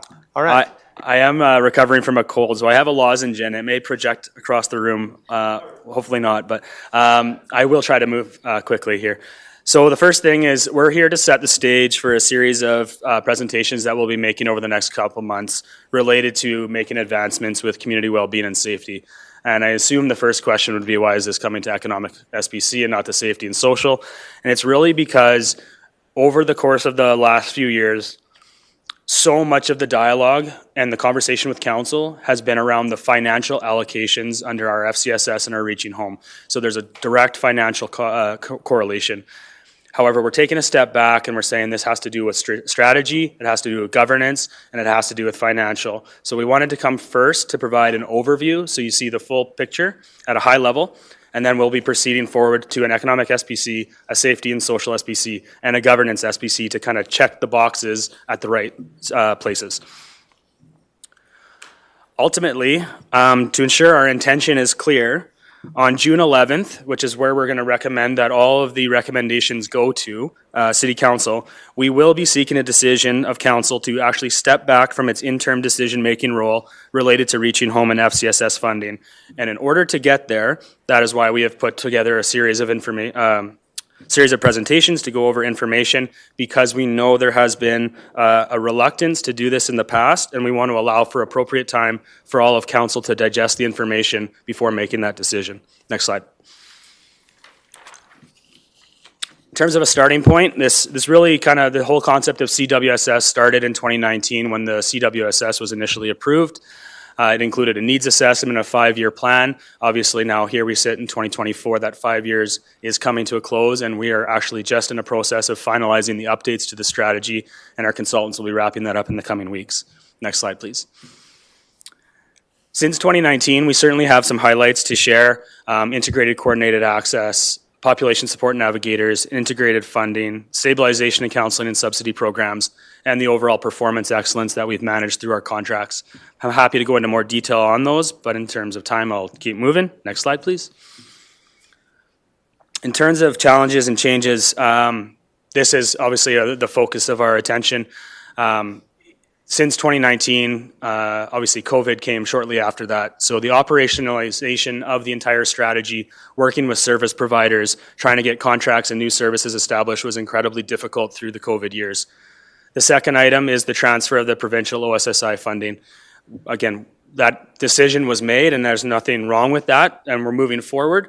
However, the challenge was that we had built an integrated funding model, and then half of the money was no longer within our control, and yet we had existing agreements. So that created a challenge, but we're, again, now through it, and that won't be something that we'll be looking at moving forward, is obviously Lethbridge Housing Authority is now the recipient of the OSSI money as the CBO and doing great things with it.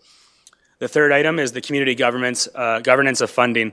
One of the directives from the initial resolution was to have council become the interim decision-making authority until such time that a community governance model was proposed. 2 years from that resolution, a community governance model was proposed, and it was not successful in being passed, and there was no further direction provided. And so it's left us in a little bit of a space of unknown territory, and we've been getting through it, but there's a better way to do it, which we'll be bringing forward and proposing. And the last item is just this concept in the CWSS was that if you had a backbone organization like the City of Lethbridge, there's a lot of money going towards social endeavors in the community, and if you brought it all to the same table and were strategic in the distribution of it all, you would have the best outcomes. The reality is not everybody brought their money to the table and wanted to participate at the same level. So while really good in concept, became very challenging in actual practice. And so we're rethinking that concept of a backbone organization, and we're not going to be expecting everybody to bring their dollars to our table, instead focusing on the dollars that we actually have and doing better with them. Next slide, please. So in terms of next steps, again, we want to build on the foundations of the existing strategy, build off the successes, but address the challenges head on. We will be bringing forward, as mentioned, 3 subsequent presentations. The first being an updated needs assessment and an updated strategy. The second would be addressing the governance model and the terms of reference that we have proposed. And then the third would be how we actually take both of those items and move forward with a procurement strategy for the remainder of this year so that we can have contracts in place from 2025 going forward. And again, our target will be for a 2-year cycle as opposed to a 4-year funding cycle, which we did previously. Next slide, please. So this slide is almost entirely out of date now since submission. So all I will share is that there are 3 streams for each of the presentations, and the ideal is that they come together on June 11th. So a decision in front of council is considered with all the information. Because again, there's a governance component, there's a funding component, and there's a strategy or a safety component, or social and safety component. The dates, again, the piece why the dates have changed is the May 9th was moved to May 7th, and our consultants are no longer available to come on that date. So we're going to go to the safety, or propose to go to the safety and social the following week. And then we have also had some changes with our governance proposal, which in our recommendations, which we'll talk on the 25th with you in more detail, we are proposing that we will not proceed with a BCC bylaw, so we aren't anticipating at this time to need those dates for that bylaw consideration. And again, we'll speak more to those details at that time. Next slide, please. And I think I've covered these, and they're there for your detail. Again, the dates are no longer relevant, but the information certainly is. The first item being the strategy and the revisions for our goals. Next slide. Obviously, the governance and the proposed terms of reference, which has been based on a whole bunch of research with alternative governance structures for community advisory boards across the country, as well as discussions with our current advisory committee, administration, and the governance SPC that we've already had. Next slide, please. We'll skip this one. Next slide. And then finally, again, around the funding, we currently have contracts in place with our FCSS and our Reaching Home funding until the end of this year. And so we would be getting the procurement in place or taking the procurement over this year so that come January 1st, we have new agreements in place for services that address the new or updated gaps in our community that were identified in the strategy. Next slide, please. And the last thing on timing is why that June 11th date is so important is because although it seems like we would have a lot of time until December, when we look at what the timelines we need is June and July, we would do a procurement or a call for proposal. In August and September, we would do an evaluation. We would enter negotiations and we'd work on funding approvals. And then in October and December, we would actually work on contract execution in order to get those services in place for January 1. So June 11th is more or less the day that we need to decide which way we're going with this. And the other dates, as I mentioned, are going to be changing a little bit. But next slide, please. And again, I'll skip over that, and I am available for any questions.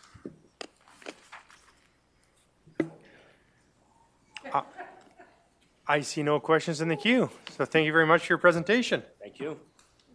And I'll go to public now and ask if there's anybody who has anything to add to this particular presentation.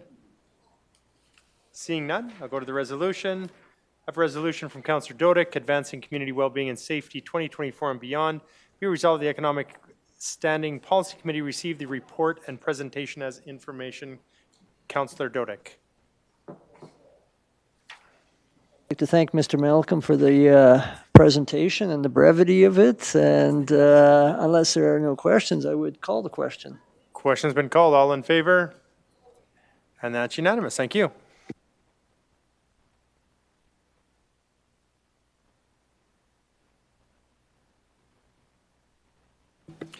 All right, next we just have submissions, and if there's any questions, I know colleagues have all this information has been sent to them, and I'm sure we've all had went through them. If there's any questions for 6.1, this is Chinook Arch Regional Library System, and it's broken into two. We've got 6.11, which is the value for service report, and number 6.1.2 is regarding the Chinook Arch Regional Library System cost benefit analysis update. Councillor Crowson.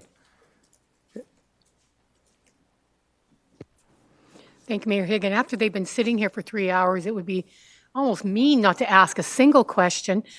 Ms. Plato, I do have a question about the your redesigned website, because I believe it is a partnership between you and Chinook Arch, your website.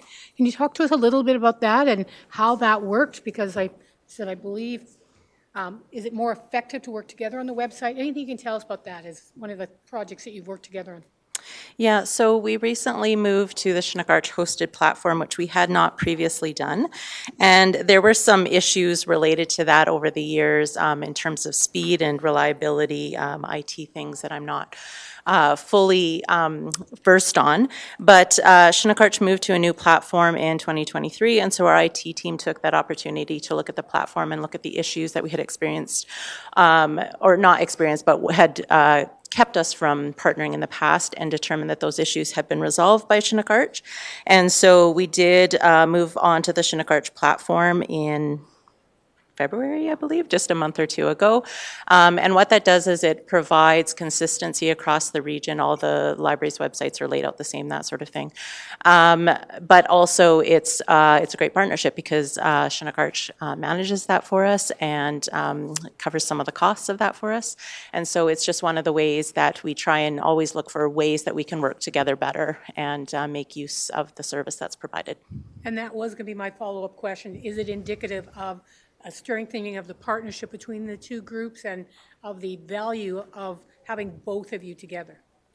Yeah, so again, we always look for ways that we can work together better. Again, there have been some different technical things in the past that have kept us on a separate website and that sort of thing. So we are continuing to pursue other opportunities where we can work together better. So that is definitely an example of one, but there may be a few others as well that we could take advantage of as technology progresses and we can do things better from a distance. And just one more question. I mean, either yourself or Chinook Arch, the motion that might come forward is to refer this to the operating budget in November. Any concern about a delay? I think the only piece of, I guess it's not a concern, the only piece of information that I would like to ensure council has, which was not included in my original report because that wasn't the scope of the report, but it came out, it was a piece that seemed to get a little bit lost in the budget process, is that Chinook Arch's budget, when it was not approved in the budget process, what that meant is that the library ended up with a shortfall in order to pay for the per capita increase that is enshrined in the system agreement. So at this point, the library board has covered that cost using a BAU that was created for that specifically until this review could be completed. But what that creates through 24, 25, and 26 is a deficit in the library budget if the budget adjustment isn't made to cover that per capita increase that, again, is part of the existing system agreement. However, again, I wouldn't have any concerns about that waiting till November. Okay, thank you very much. Mr. Matthews, any concerns from your department on a wait till November? No, if the Lethbridge Public Library doesn't have any concerns, then I'm not concerned as well. Okay, thank you. Thank you, Ms. Plato.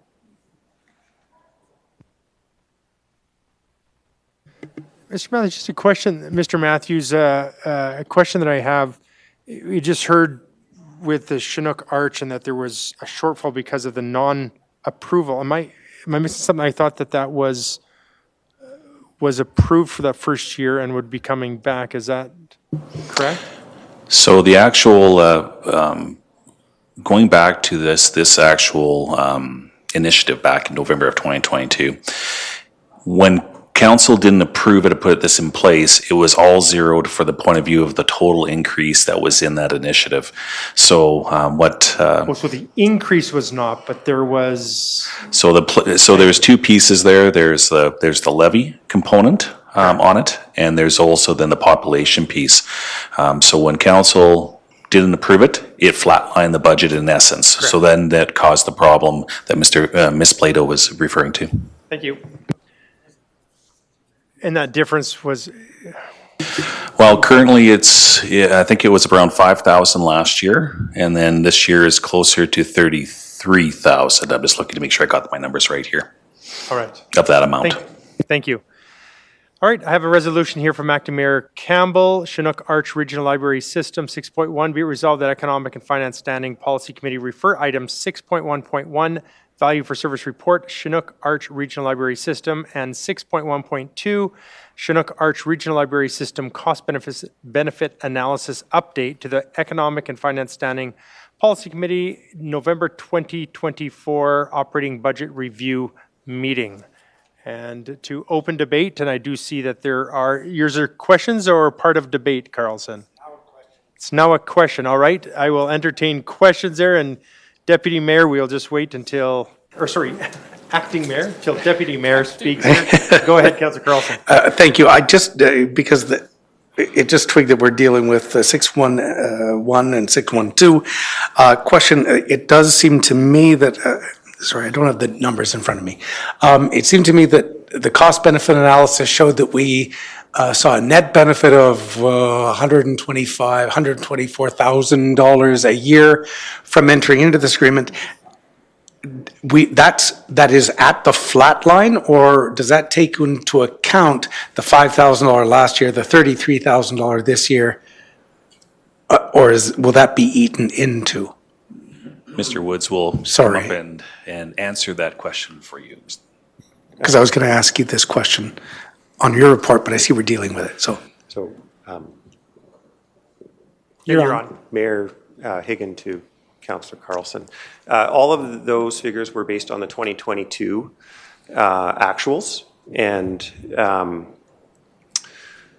because they were the last year of full actuals when we started the work. Gotcha. I would suggest that the $5,000 or actually $4,000 gap in 2023 is negligible, and quite frankly, probably so is the 2024 number. The issue with the funding gap or how that would impact the cost benefit analysis is that every time the population goes up, the per capita rate has to offset it to match the flat line budget that council's given. And so by 2026, that number will be bigger, proportionate to population growth exactly. But also the net benefit to the library or to the city, however we characterize it, could also be growing over time to compensate. I don't think there's a direct relationship between that emerging funding gap and the actual net benefit, unless it causes Carl's to change the bundle of services or the level of services that the city consumes, and then we would have to relook at how that affected it. That said, I still think within the context of 2024, it's such a small percentage that it's probably not incredibly relevant yet. It might be by 2026. Thank you. Thank you, Mr. Mayor. Thank you. Thank you, Councillor Carlson, and thank you very much, Mr. Woods. Councillor Campbell, Acting Mayor Campbell, to open debate. Yeah, this has come out of a resolution back in November the 16th. Public Library has worked with city administration and Chinook Arch to develop the cost analysis of Chinook Arch. This was presented by Mr. Graham Woods, so that's why we're here today. Ask my colleagues' support. Question has been called. All in favor? And that's unanimous. Thank you.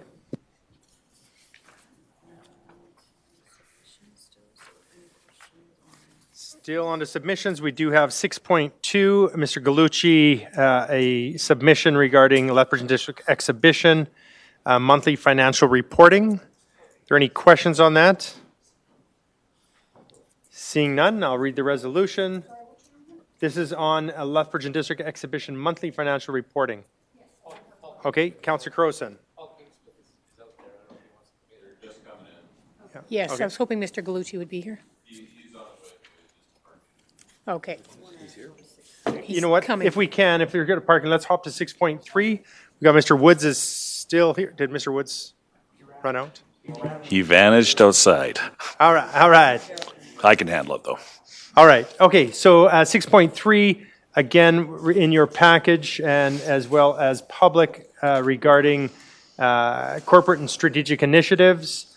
And that was for Lethbridge District Exhibition MOU update. And a question I would have, and I'm talking a 20,000 foot level, just a little, if I could ask you, Mr. Matthews, where we're at with that. And I want to see how quick you can do this in 30 seconds. No, I'm just kidding. It's just a very quick update of exactly what's happening with this MOU. Thank you, Mayor Higgin, in regard here. So currently what's inside of here is that of the funding that council approved earlier this year, or late last year and earlier this year, as it's noting inside of the document, at this stage here, we've only released $250,000 of funding of the total $5 million on that. However, what that means, it's still, the remaining $5 million is committed. We expect that some of that will be used. We just don't know at this stage on the forecast how far, and you'll hear a little bit more from Mr. Galucci when he comes on that. As for the third-party review, we are just completing the actual procurement components of that.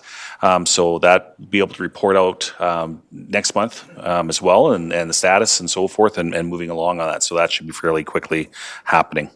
And that's really, at this stage here, it's pretty just status quo, and Mr. Woods, if you want to add anything, Mr. Woods, or if, and I see Mr. Galucci's here now too on the other component. All right, that's, and for 6.3, thank you for that background. And I know that we do have this in the package, but I know this is also something that is out in the community and has been there for some time. So just a little bit of a close up on that. More information will come in the future, status quo, things are moving along as expected. That is correct, and our plan is each economic SPC throughout the year, leading up to November, we will be giving reports. The same administration, and of course, per Councilor Dodik's resolution, of having those monthly reports from the exhibition as well. And a question, if I could, for actually, that's 6.3. When it comes to 6.2, I will have a question on 6.2, but we've hopped to 6.3, and we'll pop back to 6.2. Mr. Galucci, just right in a moment. I'll read 6.3. I have a resolution. Oh. 6.3 first. On 6.3, all right, Councilor Carlson. Up what the mayor was asking about the expenditures to date, et cetera. Is the $5 million the total that council has committed to this project? Because I know we did it in a couple different tranches. We did some emergency funding in December, I think it was, and then we did more in January. Is it all in that $5 million, or was there a previous bunch of money that was expended? Or is this everything that we've put in to top up? Councilor Carlson, so this is the actual total amount of funding that council has approved for the operations and capital shortfall.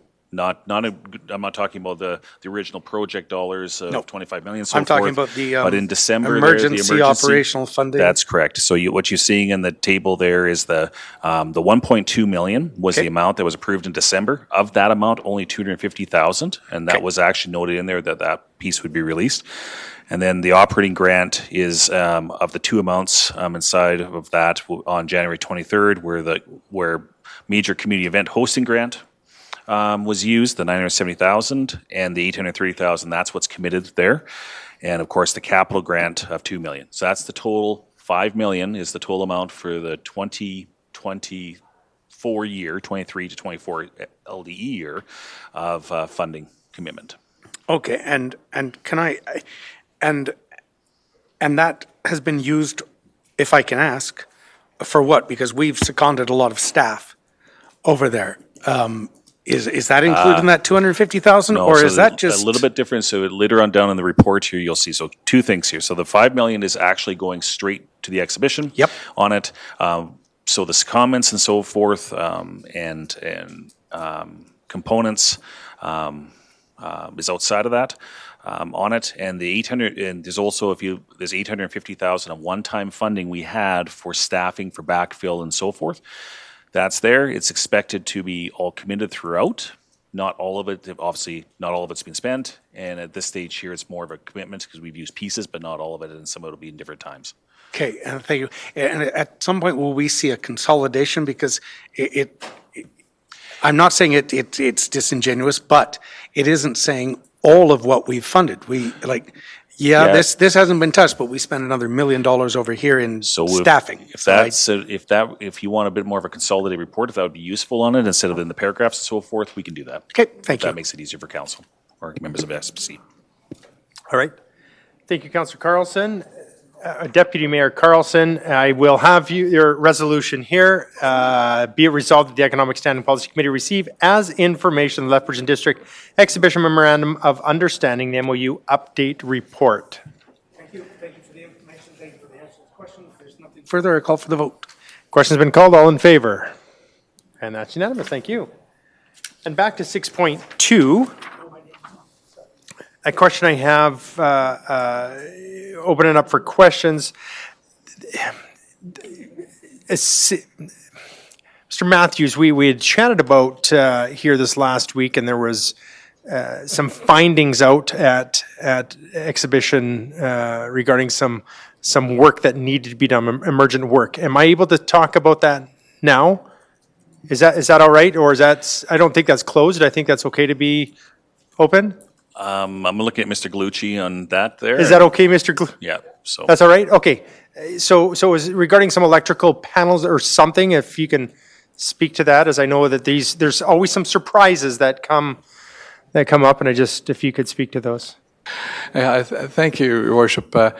Yes, we encountered some surprises. We're always looking to bring those forward and address them. We were looking at the electrical that was required for both the parking lot, the lighting, and a few other things. And in doing that, we thought we better examine the whole area. In doing that, there's 11 panels out there. 10 of the 11 panels pretty much are failing. In that process of that evaluation, we found that we have 69 pretty much failing or failed? On the verge, yeah. Like some have failed, okay, and some sorry. are working. Of them, we have 69 electrical violations. So 69 electrical violations? Yes. So what we're doing is we're now engaging an electrical engineer to make sure that we're revamping, making sure we know where the wires are going, exactly what needs to be powered, what doesn't, and then we will go out to about 3 or 4 different electrical companies and have this rectified rather quickly in the next month or 2 months. So would this be life cycling, I guess, previously something that, I guess, previous organization did not take care of, and it's now within, is this going to fall within the funding that was put aside, Mr. Matthews, because this is another surprise that we expected that work to have been done by the previous operator, and now it falls into our laps. Is that fair to say? Well, the Lethbridge District Exhibition is going to correct it and work through it, but yes, it's under new management from that point of view. But the reality is that The funding for this one actually is from the $256,000 of annual life cycle maintenance that we have in our operating budget. So there's already money inside of that for replacement and components that for life cycling. So it's not an additional amount that's going to be asked from council. It's actually using the funds that council's already approved. Okay, now that's good to hear, because I thought, oh my gosh, you put aside this much for the work that needs to be done prior to bringing this back in November. So thank you, appreciate that. Any further questions? I do have. Councillor Crowson. Thank you. That was one of the questions I was going to ask, because yes, I have been informed that we had some unexpected things found there as well. But Mr. Matthews, I'm assuming this is one of the reasons we're doing the third-party review, to see if there's anything else like this that we need to find before we make a final decision? Yeah, to Councillor Crowson, yes, it's one part of it, aspect of it, but there's other pieces there. I mean, we'd obviously, some of the work that Mr. Galucci's talking about is even pieces outside of the scope of those reviews. And yes, as we're working through that, some of those things we need to do additional work as things come up. So when I say we, the exhibition will be doing it, and then it comes from the funding components. Okay. And as we're looking at something like this, I know you're not an engineer, but how long does it take for something to get that bad that you have 69, concerns with electrical system? This isn't something that just since the new building, this would be 10, 15 years in the making, or what? It would take some time. It would take some time to have that happen. So it's been over, I'd say, at least a 10-year period. So So again, this is more my evaluation, but there could have been difficulties whether or not they got a new building, if that sort of reflects the ongoing operations. That's correct, yeah. Okay, thank you. Is there anything, I'm looking over and I see Mr. Sanchez, his eyebrows up and down, et cetera. Is there anything you have to add to that, Mr. Sanchez, or that was just some reaction? I was actually nodding and saying, yep, that at least 10 years, those are things that don't happen from one day to another, so definitely sometime. Yeah, thank you. Go ahead, Councillor Crowson. Sorry. As the governance body of the city of Lethbridge, do we have all practices in place so that this doesn't happen on any of our buildings? I just need a yes, please. Yes, from the plants and the infrastructure side, I will say yes, and I'm 100% sure that Mr. Elliott will say the same for the facility size and all the other assets that we maintain. We have an asset management system that have PMs, corrective maintenance in place, and we actually are required to follow those, and most of our facilities Checks and balances are in there. There's not going to be a next council that's going to be laughing at us because we weren't following up on this. That's correct. Yeah. Okay, thank you. And I do see the nodding here, as well as just the report that we got with NMAX here just as of late, and the company that did it stated how well that work has been done. So that's great to hear. Councillor Campbell. Acting Mayor Campbell.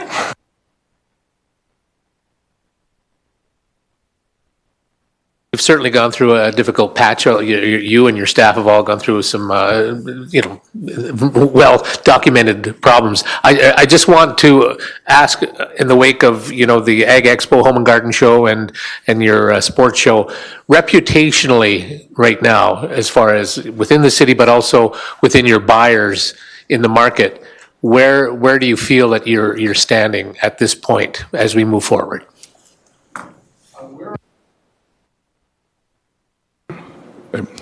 We are standing quite in a great place, I think. We've managed to reorganize our staff somewhat. We've managed to put some people in key places. The Ag Expo was an excellent showcase for Lethbridge. The trade people loved it. The patrons loved it. It really did deliver a strong message of what a great facility it was and the services that were provided, and it executed well. It actually reached a gross of $1 million this year, and it has a future, and we're putting things in place that really give it a future heading forward. Some of the other things that we've done are quite good in the rental areas. We've had very strong comments that are very positive about both staff and about the facility itself and the ability to deliver. So I would say in the last 2 months, we've really seen a real swing of positivity coming from both the venue staff and all other areas. And thank you, Mr. Galucci. I just want to add to that is I know we were in contact here last week. Someone had mentioned that they knew that this great building that we had down in Lethbridge and wanted to do in a particular event similar to that of what I was attending last week of 500 to 750 individuals to come down, delegates, and had reached out because they had heard of the building and the ability now to support something of that size that there's many other that our hotels and other conference areas can't accommodate for size that. So thank you very much. We were in touch with you, and you're quick in your response as far as getting us that information that we needed. So we appreciate that because we're hearing great things about it, and it's going to take some time. But as Councillor Crowson mentioned, we might have built too big, but we've done that in the past, and it's actually come to be beneficial. So thank you very much for the work you're doing out there. With that, I have a resolution here from Vice Chair Schmidt-Rempel, Lethbridge and District Exhibition Monthly Financial Reporting. Be it resolved that the Economic Standing Policy Committee receive for information the Lethbridge and District Exhibition Monthly Financial Operating Report for the month ended February 2024. Vice Chair Schmidt-Rempel. Thank you very much, Mr. Mayor. As per the March 12th, 2024 Council Resolution, the Lethbridge and District Exhibition will be providing a monthly financial operating report for the month, and this one is for the month ended February 2024. If there are no further questions, comments, or concerns from my colleagues, I will call for the vote. Question's been called. All in favor? And that is unanimous. And I have a resolution here from Deputy Mayor Carlson that we now go into closed. All in favor? It'll take about 5 minutes to get into closed. All right.